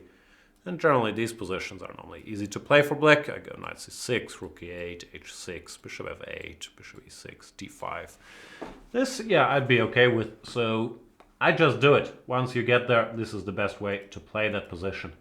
And it doesn't really matter that it's transposing to anything, because it's a good version of the Ruy Lopez. My focus would be on a4 here, which is more concerning. The alternatives, like there used to be times when I looked at all this stuff with h6, knight h7, knight g5, or king h8, knight g8, followed by f5. But objectively, they're not very good, like white is normally faster. So I can't recommend that with a clear conscience. So if you want to play this line, you should go knight a5. Transpose, or whatever, transpose to a bad line for white is normally an achievement. What else we got? Tristram Shandy. Wow, long essay. First of all, I would like to thank you and all the people at Chess24 for all your great work. Wonderful live commentary, great video series, and entertaining banter blitzes. Thank you so much, Tristra.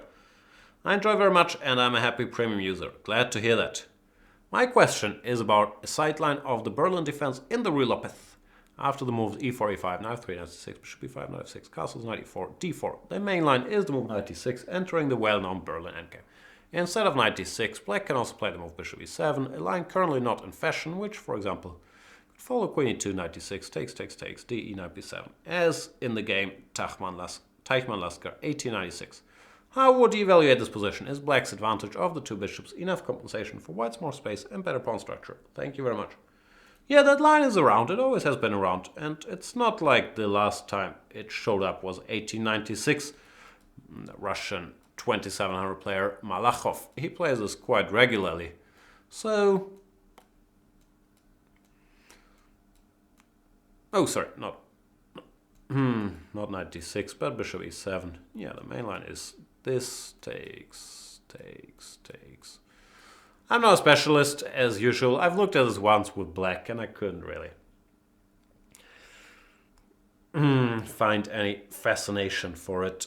I quite like the move that Svidler played here against Malakhov. c4, intending to then play knight c3 after grabbing some space. When it felt hard for black to fully equalize.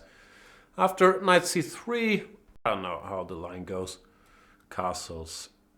I believe black has some decent chances of equalizing, but let's be clear, black is fighting for equality here. He can never be better, even though he has the two bishops. It's gonna be very hard to make those a factor, and the knight on b7 will require some time to get back into business, so I'm not surprised it's not more popular, but it's never been refuted. It's a playable line where black is slightly worse, especially after the c4. I wouldn't play it, but I also wouldn't advise against it. This is Malakhov. Normally holds these lines.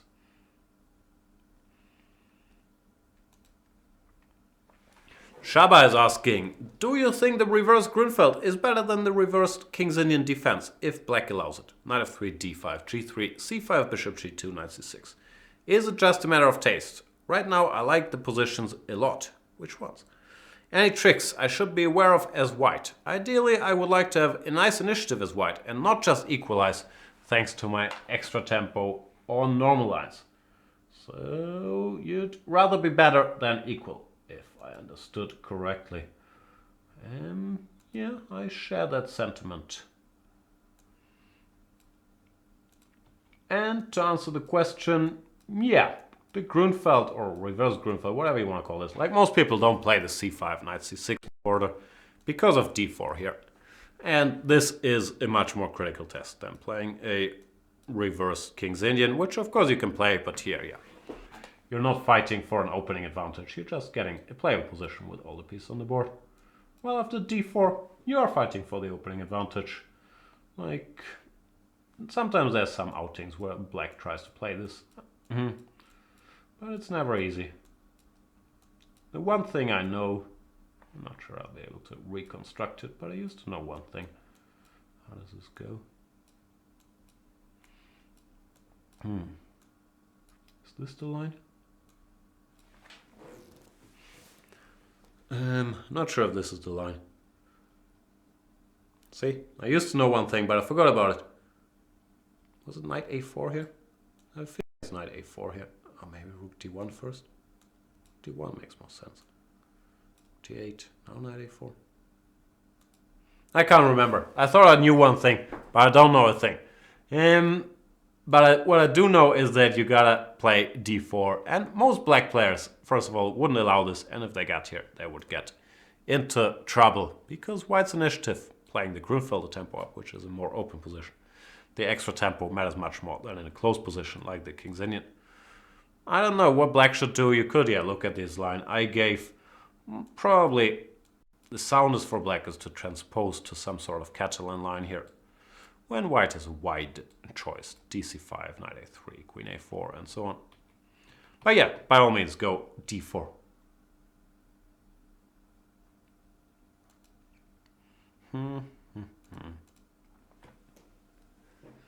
Fravatel is saying, Grüß dich, der Jan. I have always played the Spanish opening, but like everyone else, struggled against the Berlin because it is so subtle.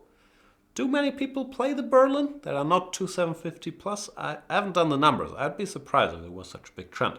Anyway, thanks for your excellent series with Vallejo. You're welcome. Once Daniel King recommended the sideline 6 bishop g5 against the Berlin, once played by RJF, Robert James Fisher. So after knight d6, bishop g5 instead of bishop c6. Gotcha.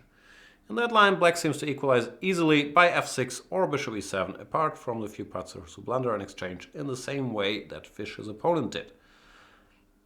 After bishop e7, bishop c6, d, e, knight f5, knight c3, bishop e6, queen d2, rook d8, queen f4, castles, knight e4, knight d4. It seems that rook a1 is better. What do you think of this line for white, and where do you think white should try to get anything? Won't you say, don't be lazy and get the work done on the endgame, which is a bit hard for amateurs, or should we amateurs all get involved in the intricacies of the 4d3 line? And no, you're not an e4 player yourself, but you probably know a lot more about this stuff than I do. Alright, I'm trying to figure out what the question is, because I think you've already answered your own question or mentioned that, yeah, bishop g5 doesn't really work, or doesn't really work, it's a bit strong, but doesn't give an advantage. This line, yeah, as far as I know, computers say f6 is fine, but the bigger issue is that this stuff, black is just fine, which might be a little surprising because of the pawn structure and so on. But this dark square bishop is doing very well, and the knight did not have to misplace itself by going to f5, but so I can take this route. And black is doing very well here without having to know anything. So yeah, bishop g5 is not very scary.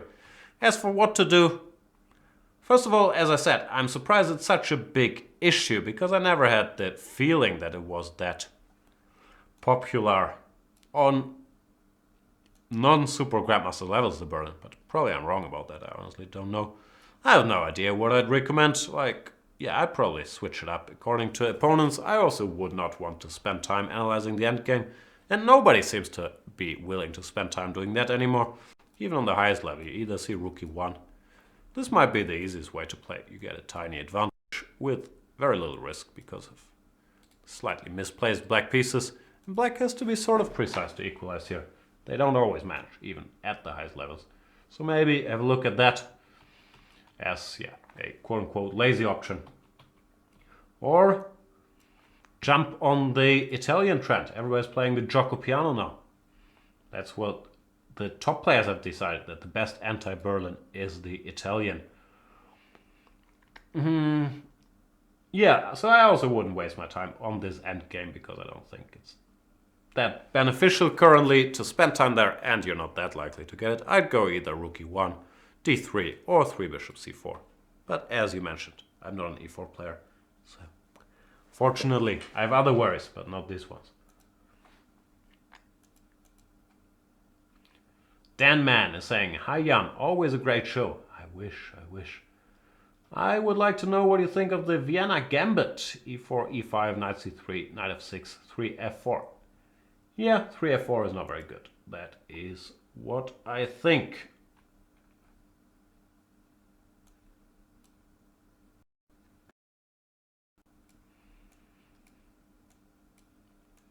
After d5, of course, e5 is good for white. So it's not really a gambit. But after d5, which every Russian schoolboy knows, black is doing fine. fe5, knight e4. And there's some tricky moves. The main line was always knight f3, but after bishop c5, d4, bishop b4, bishop d2, both c5 and bishop g4. I think I'm fine for black. So, yeah, it's not very good, the Vienna. Some other moves here, d3, when as far as I know, both bishop b4 and taking on c3 are fine. Queen f3, but yeah, none of these moves are serious, like f5 or whatever. Black is always already at least equal, if not better. So yeah, not a fan of the Vienna, at least not of 3 f4. Like you can go g3 here, or knight f3, or even bishop c4. But f4, d5, I'm not sure what white would be hoping for.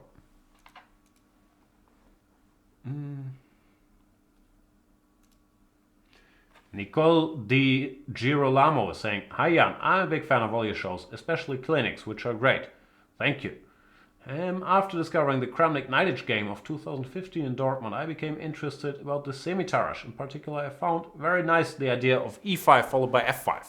Yeah, you won't get that very often. I'm familiar with what we're talking about.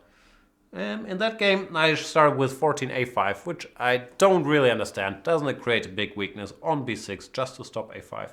It does, but that's one of the big decisions. Like, people go back and forth if after a4 you should go a5 or not. And only then played e5. For my games, isn't it better to start with e5 directly? Long line, bishop d3, e5, d5, knight c5, bishop c2, f5. What do you think about the resulting kinds of positions? Thank you very much.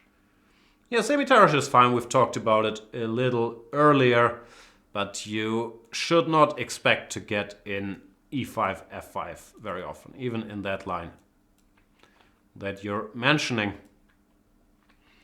Oops, sorry. Knight c3. Ugh, too many arrows I drew earlier. So, how did we get here? b6, yeah, a4, bishop b7. For starters, most guys will play rook e1 here, which makes it a little harder to get in e5. But even after bishop d3, I think Kramnik has converted from going e5 here or later, because after e5, white is not forced to go d5. And I think Kramnik lost the game to Carlsen after queen e3 here, keeping the structure, and white is still a teeny tiny bit better. So e5 is very double-edged because it gives, it alters the structure in a way. Black doesn't always want to do it. After d5, I'm not sure, but I'm guessing you're happy. Knight c5, this looks like a decent version for sure. Bishop c2, f5. But yeah, first of all, as I said, bishop d3, not forced. A lot of people will play rook fe1. And secondly, after bishop d3, e5, you gotta be aware of queen e3. Generally, the Semitarash is fine, but it's not an attacking opening. It's more of a, neutralizing opening. So, no, that's all I have to say on the topic. It's a useful idea for black to be aware of this e5 trick, but you also have to be aware of white ignoring it with queen e3. Similarly, after a5, which, it's a very double-edged decision. Should you weaken this in order to stop a5 or not? Has pros and cons. Rook fc1, not forced of course, but here e5. White once again had the option of going queen e3 as well. Maybe keeping a small edge. So yeah, I hope I discouraged and took all the fun for you out of the Semitarash. As I said earlier, it's a good line, but it's very solid.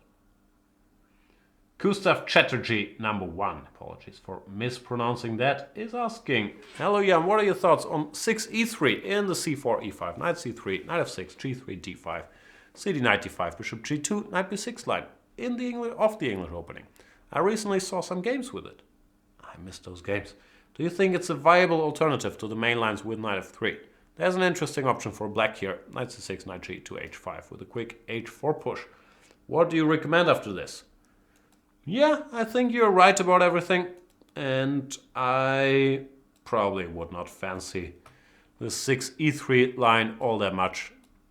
I've mentioned earlier in the show that I always thought that this d5 followed by knight b6 was the most sane way to play for black. And if white has to start experimenting with e3, knight e2, it shows that the black setup is sound. Not arguing against it, I'm just saying, it doesn't look very convincing somehow to leave these light square weaknesses. I understand you want to go f4 and all that. But yeah, knight c6, knight g2, h5. Generally, h5 always gains a lot in strength once the white knight committed to e2, not f3. And I'm not sure what white should do here after d4, h4. It seems that black is in time to, get a decent position. Well, h4 or h3 are both not pleasant moves to make. So I would probably say that e3 will not stick around and we will continue mainly looking at these main lines. However, as I've mentioned, I believe in the black cause here, and I'm always a little surprised at the highest level when they go 1 c4 that we don't get this position pretty much every game. But they do other stuff like e5, bishop b4, or all kinds of other things. I am not aware of any problems for black. So yeah, the 6e3, I'm sorry I couldn't tell you that much after h5. Looks very reasonable for black to me. What's going on here? Benedict is answering questions. Yeah, disagree with that answer. Now that 3 bishop c4 is played a lot by the top GMs, why is nobody playing 3 knight f6? Is it just because everybody's following your recommended repertoire from the Chess-Based DVD? Or is there a real reason for it? So you're saying, my repertoire is not a real reason? No, I'm kidding. Yeah, I've talked about this earlier. I think it's mainly a business decision. If I go bishop c5, I will get, on the highest level at least, I will get this position, or the d3, c3 position, in like 99% of the cases.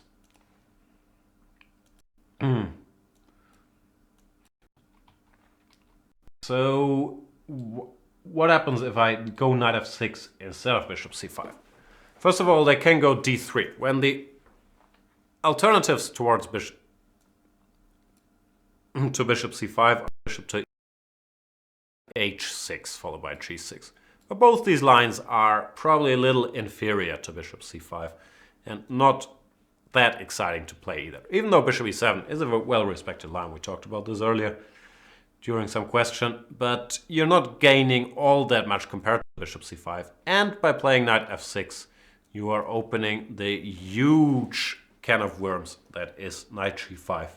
You have to really know lots and lots, or I don't know lots and lots, but take big risks to play this position when there is very little to gain if you will probably get the same position after d3, bishop c5. So most guys are pragmatic about it and prefer to start with bishop c5, not with knight f6, just to avoid the headache. And with white, they are similarly pragmatic and often play d3, not even having spent the time on knight g5, because they don't mind transposing to bishop c5 and giving these extra options. So knight f6 really is just more work with not that much upside. I think that's how guys feel about it, which is why they will go bishop c5. Of course, here you allow the, what's it called, the Evans, but most guys will have that figured out and you never see it at the highest level anymore. Therefore, I think it's just a practical thing. I'm not that up to date on if this is bad for black or not. I think we have a question about it later, but it's certainly a lot of work. And why do it if you don't have to? I believe that is the reasoning. Gustav has another question, but I'm sorry, I'm only allowed to answer one question per user. Tough rules here. ET is asking, here Jan, what are your thoughts about 6 knight b3 in the Najdorf? Can't say I have had many sleepless nights because of 6 knight b3 in the Najdorf, which is mainly due to the fact that I'm not a Najdorf or 1e4 player. But yeah, I did notice, well, at some point they tried every legal move that hadn't been tried in the Najdorf yet became popular. First it was knight b3, then was a3, then was h4. They had a bit of a frenzy with all kinds of crazy moves. But knight b3, yeah, I can't say I have lots of thoughts other than I would play g6 and be reasonably happy when this knight committed here. I understand this is sounding strange after I just praised with colors reversed the positions after c4, e5 and doing the same thing.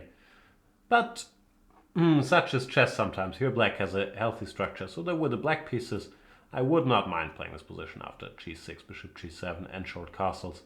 I'm not sure that is every Najdorf player's cup of tea though.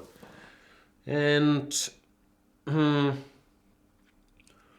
yeah, there might be some alternatives, but I would probably go for this g6. Knight b3 surprisingly seems to be a serious line. After e6 the idea is g4. However, it has not been played that much recently. Knight c6, knight b7 or b5, I'm guessing are all playable lines as well. But honestly, I don't have a lot of thoughts about it because I never thought about it. What else is going on? Matti Valle is saying, what is he saying? Some long line. Does this line work for black? And if not, where should he pick a different move? Some long Scottish line. Of course, I would say pick a different move on move number 4. But let's put it on the board. Oops, sorry.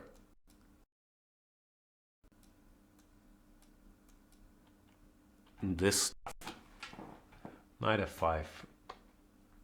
g6 takes. I don't know. I had never seen this before I saw your question. It looked fun to play, at least cd knight e4. I saw there are some games. The computer says white is a little better, but it's still, this is the computer line. Looks like a tough position to handle over the board at the very least. So whatever, you're probably going to lose against the computer. Therefore, I guess the answer is, does it work for black? Should be no, but it's... looks like a very tough position for white to play. So maybe give it a shot for one game with surprise value and all that stuff. Why not? But yeah, objectively, or at least my computer, which is all, I haven't spent days analyzing this, my computer says it doesn't quite work. And yeah, then if this doesn't work, I guess you could make a case for trying some move like knight h5 here or d6. But then black is probably slightly worse. So if this is critical to your well-being in that line, then probably don't go bishop b4 followed by bishop c5 check. But play knight f6. Good move. I hope that helped. More discussions about Chameleon's question. Hello Jan, in Ruy Lopez as black, how does one calmly deal with dual threats of knight jumping from b1, d2, f1, g3, eyeing f5 square plus knight on f3 without playing g6 and loosening pawn formation that defends black's king, while also dealing with bishop g5 and queen d2 without playing h6? At times h6 is not even possible if you play g6 first and bishop e7 then. Dealing with battery of bishop g5 and queen d2 is not pleasant. So first, how to develop as black as solidly without giving concessions on king safety while dealing with these threats. And also which minor pieces to trade when under attack as black. And does strategic plan for black have to counter threats on king side with counter-attack in center at right moment, with piece activity there? I'm not following, I'm sorry. I'm trying really hard, but I'm not following anymore. Do share some basic guidelines for black to gain promising position in Ruy Lopez. Murphy defense Anderson variation with 5d6, early h3 and d4 from white. I'm very, very confused. Krishna, in the future it's much easier for me if you give me some lines, some position, then I can talk about it. From what I've gathered, yeah, don't be too afraid to move pawns in front of your king. This can often be a good reason. And a knight on g3 threatening to jump to f5 can be a very good reason to play g6. Or a bishop on g5 can be a very good reason to play h6. So yeah, don't be that dogmatic about that. It depends on the situation. But for example, in, what do you call this line? The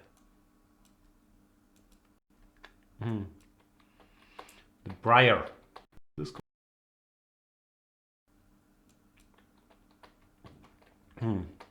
is one of the main lines of the Ruy Lopez, where white does his evil knight maneuver. In this position, g6, as far as I know, is the absolute main move.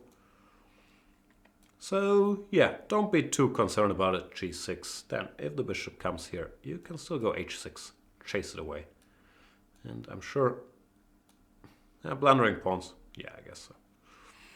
But, let's say here. I'm sure such positions have been played, where sometimes you gotta do these things to keep your king around. Keep your king safe. As for the later part, I have no idea what Morphe defense Anderson variation with 5d6 early h3 and d4 from white is. My apologies. It's better to give me some sort of position. I'm trying to figure it out. But no, I don't know. Is it...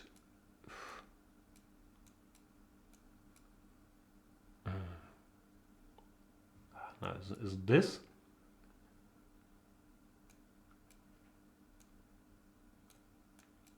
Is this the line we're talking about? If it is, I still have no clue. But I'm mainly, confused. h3, h5, d4. Is this? Could this be it? This is a very specific line, which I don't think is very connected to the overall problems you're having in the Ruy Lopez. As for this line, I don't have a clue. I think it's supposed to be good for white, but I don't know. Don't play with black. Play something normal. Play knight f6. Learn how to deal with the knight coming to f1 and g3 without getting checkmated, and take it from there. As for what pieces to exchange, white typically, often wants to get rid of his dark square bishop because it doesn't contribute that much in the attack. Well, for black, it's a tougher question. It's generally, if you have less space, it's in your interest to exchange some pieces. Normally the knight on c6 is your main worry, so you often want to reshuffle that to d7 or to a5 and then go c5. But typically in the Ruy Lopez, there won't be that many piece exchanges early on. I'm sorry, I tried my best. Did Pramod help you with your question? Like, it sounds very much like a Pramod question, so it got me very confused. Spike14916 is saying, a player at our chess club regularly plays 1h3, typically using h2 as a refuge for his b in a London type setup, and has reasonable results with it. Whenever I face it, I feel it should be punished and usually end up overreaching or otherwise messing up. Do you have any advice for a good setup and mindset to use against this move? Yeah, I think you brought up the more important thing is a good mindset. Don't get too offended by it and try to punish it so hard. Like, white is not lost after 1h3 yet, so no reason to get all that excited. You should be thankful he's conceding any hopes of an opening advantage on move number 1. Black is slightly better, but yeah. I don't know, a good setup. Depends what you normally do. If you're a d4 player, I'd play d5. If you're an e4 player, I'd play e5. g6, knight f6, c5 are all perfectly legitimate moves. But yeah, it's more on mindset. Don't over press. Just play normal moves. Don't try to get too much. Get your pieces out. And yeah, if it gets to you that he plays h3, then he's achieved his goal. You should be happy about it. But I understand the phenomenon.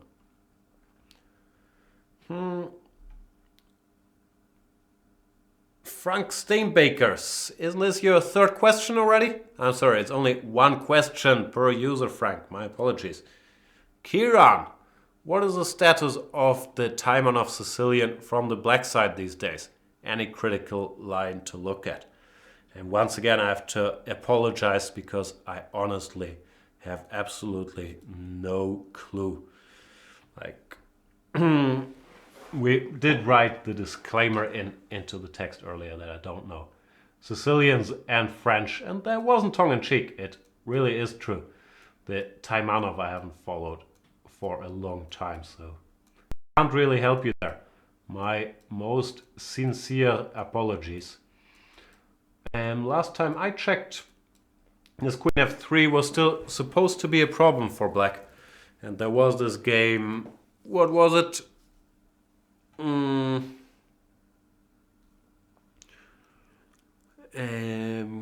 Kramnik, where black got into some trouble.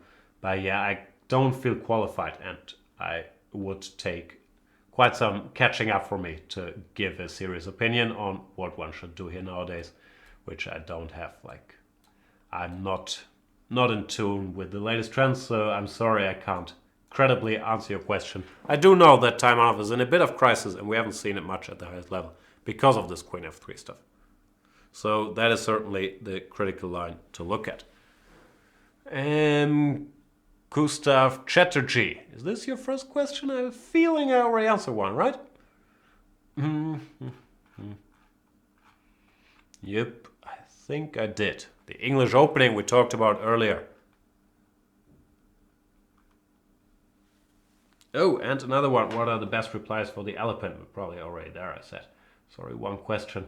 So yeah, my apologies. It's one question per user because as you can see, I feel like I'm already 50 questions in.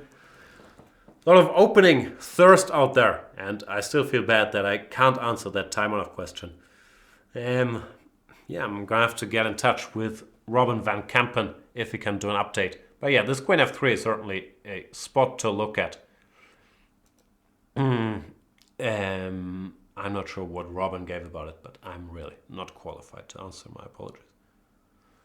Bipolainen is saying, "Hi Jan, I have just started playing the Scotch Gambit and have a lot of fun with it." I'm glad to hear that. E4, E5, Knight F3, Knight C6, D4, ED, Bishop C4, Bishop C5.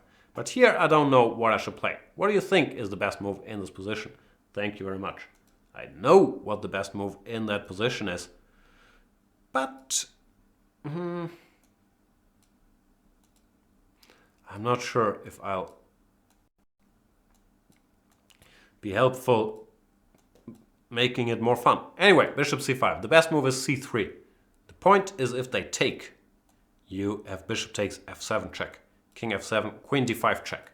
And white is a little better. One important nuance here is after King E8, you want to throw in this check, Queen H5. Trying to force G6 or King F8. After King F8 you take with check. Well, after G6 this diagonal has been weakened. So CB Bishop B2 is a lot less appealing. So C3 is the best move. Bad news is black shouldn't take. You should go Knight F6. When you have a choice between takes and E5, after takes, Bishop B4 check. We transpose into another line of the Italian, where black is supposed to be more or less okay here after takes, followed by D5, or even after takes on E4. And how does this go again? Takes, Bishop F7, King F7, Queen B3 check.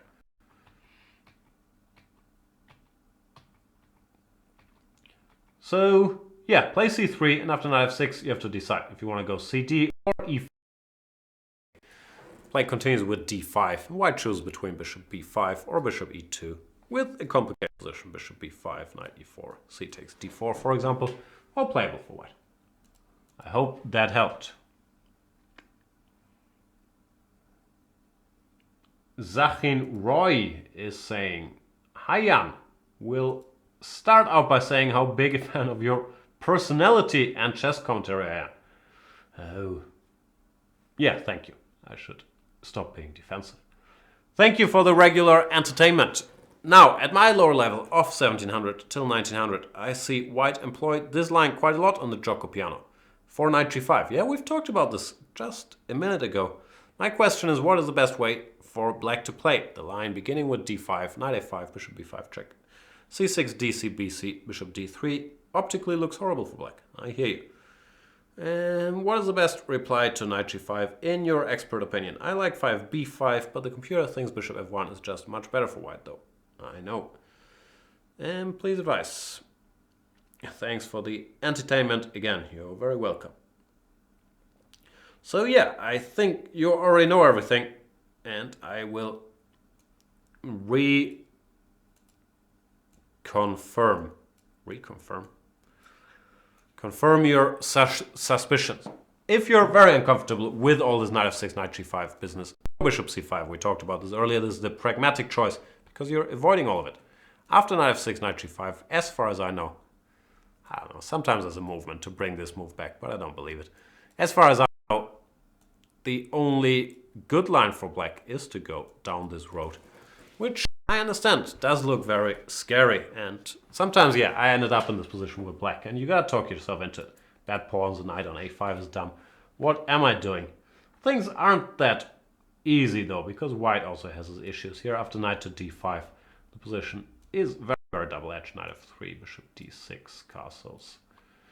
And it's a jungle out there, but I can understand that it's not very appealing. Once you're playing these positions, you start figuring out it's also not that much fun to play with white, because the white pieces are also a little all over the place, and the rest of the black army is very well coordinated, while it's hard for white to develop. Still, I understand your sentiment. Black is a pawn down with a rotten structure, and it's not everybody's cup of tea, which is why most people nowadays play bishop c5, not knight f6. But once you go knight f6, you have no choice. You gotta make it down this lonely road. Be aware of bishop d3, bishop e2, queen f3. So yeah, sorry for adding to your list of worries. Lefty John is saying, Jan, I love your work, but most of it is way above me. Sorry, Lefty. When I play over the board with friends, they aren't following book moves. Good, crush them for their ignorance. Even if I learn an opening system like the Ruy Lopez, my opponent may not play expected moves. So how do I go about improving my ability to get a good opening position? Is it as simple as control the center, mobilize your force, king safety? Thank you, Sam. Yeah, I think those are maybe the key elements. One other thing that's also very important is you're not alone at the chessboard. Like, chess is a concrete game, and that applies to the opening too. Like, you have to take into account what your opponent does and try to react to it. Like, all general principles like control the center, develop your pieces towards the center, bring your king into safety. Don't matter if your opponent attacks a piece of yours and you don't defend it, which I guess is an obvious point, but it often doesn't really get taught when people are talking about this. Yeah. What we want to do is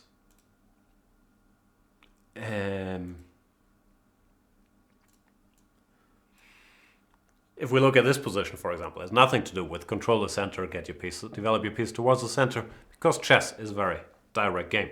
So often you're taught, go e4, d4, c4, or not even c4, knight c3, knight f3, bishop c4, bishop f4.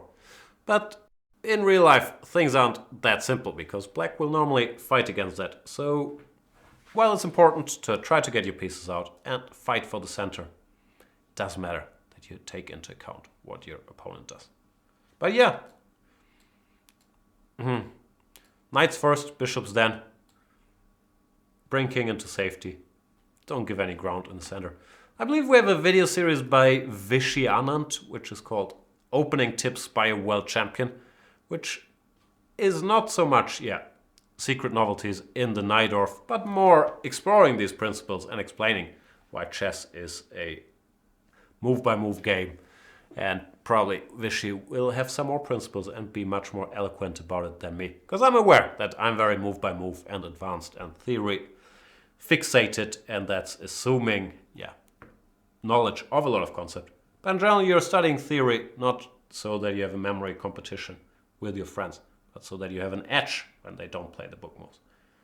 That was my speech of the day. I'm not sure it helped Lefty John, but I'm sure, oops, where's Peter's fiddler when you need him? Wrong screen, sorry. I'm sure if you stick around, your chess will improve and you will crush them. I believe that brings us to the end of today's show. Thanks everybody for submitting your questions. Sorry to those who I didn't have answers for, or not the answers you were expecting. It's been, I was gonna say it's been fun to do, but nah. Hard work, these opening clinics. Thanks for sticking around.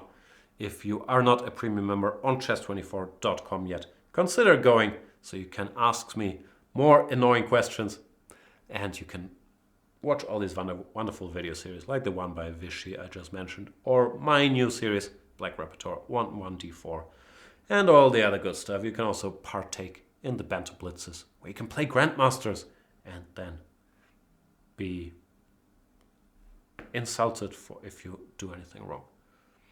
That was my marketing finale. I work very hard on my marketing texts, so please don't joke about it. Thank you guys for watching this opening clinic. Enjoy whatever time of the day it is when you watch this, the rest of your day. Bye.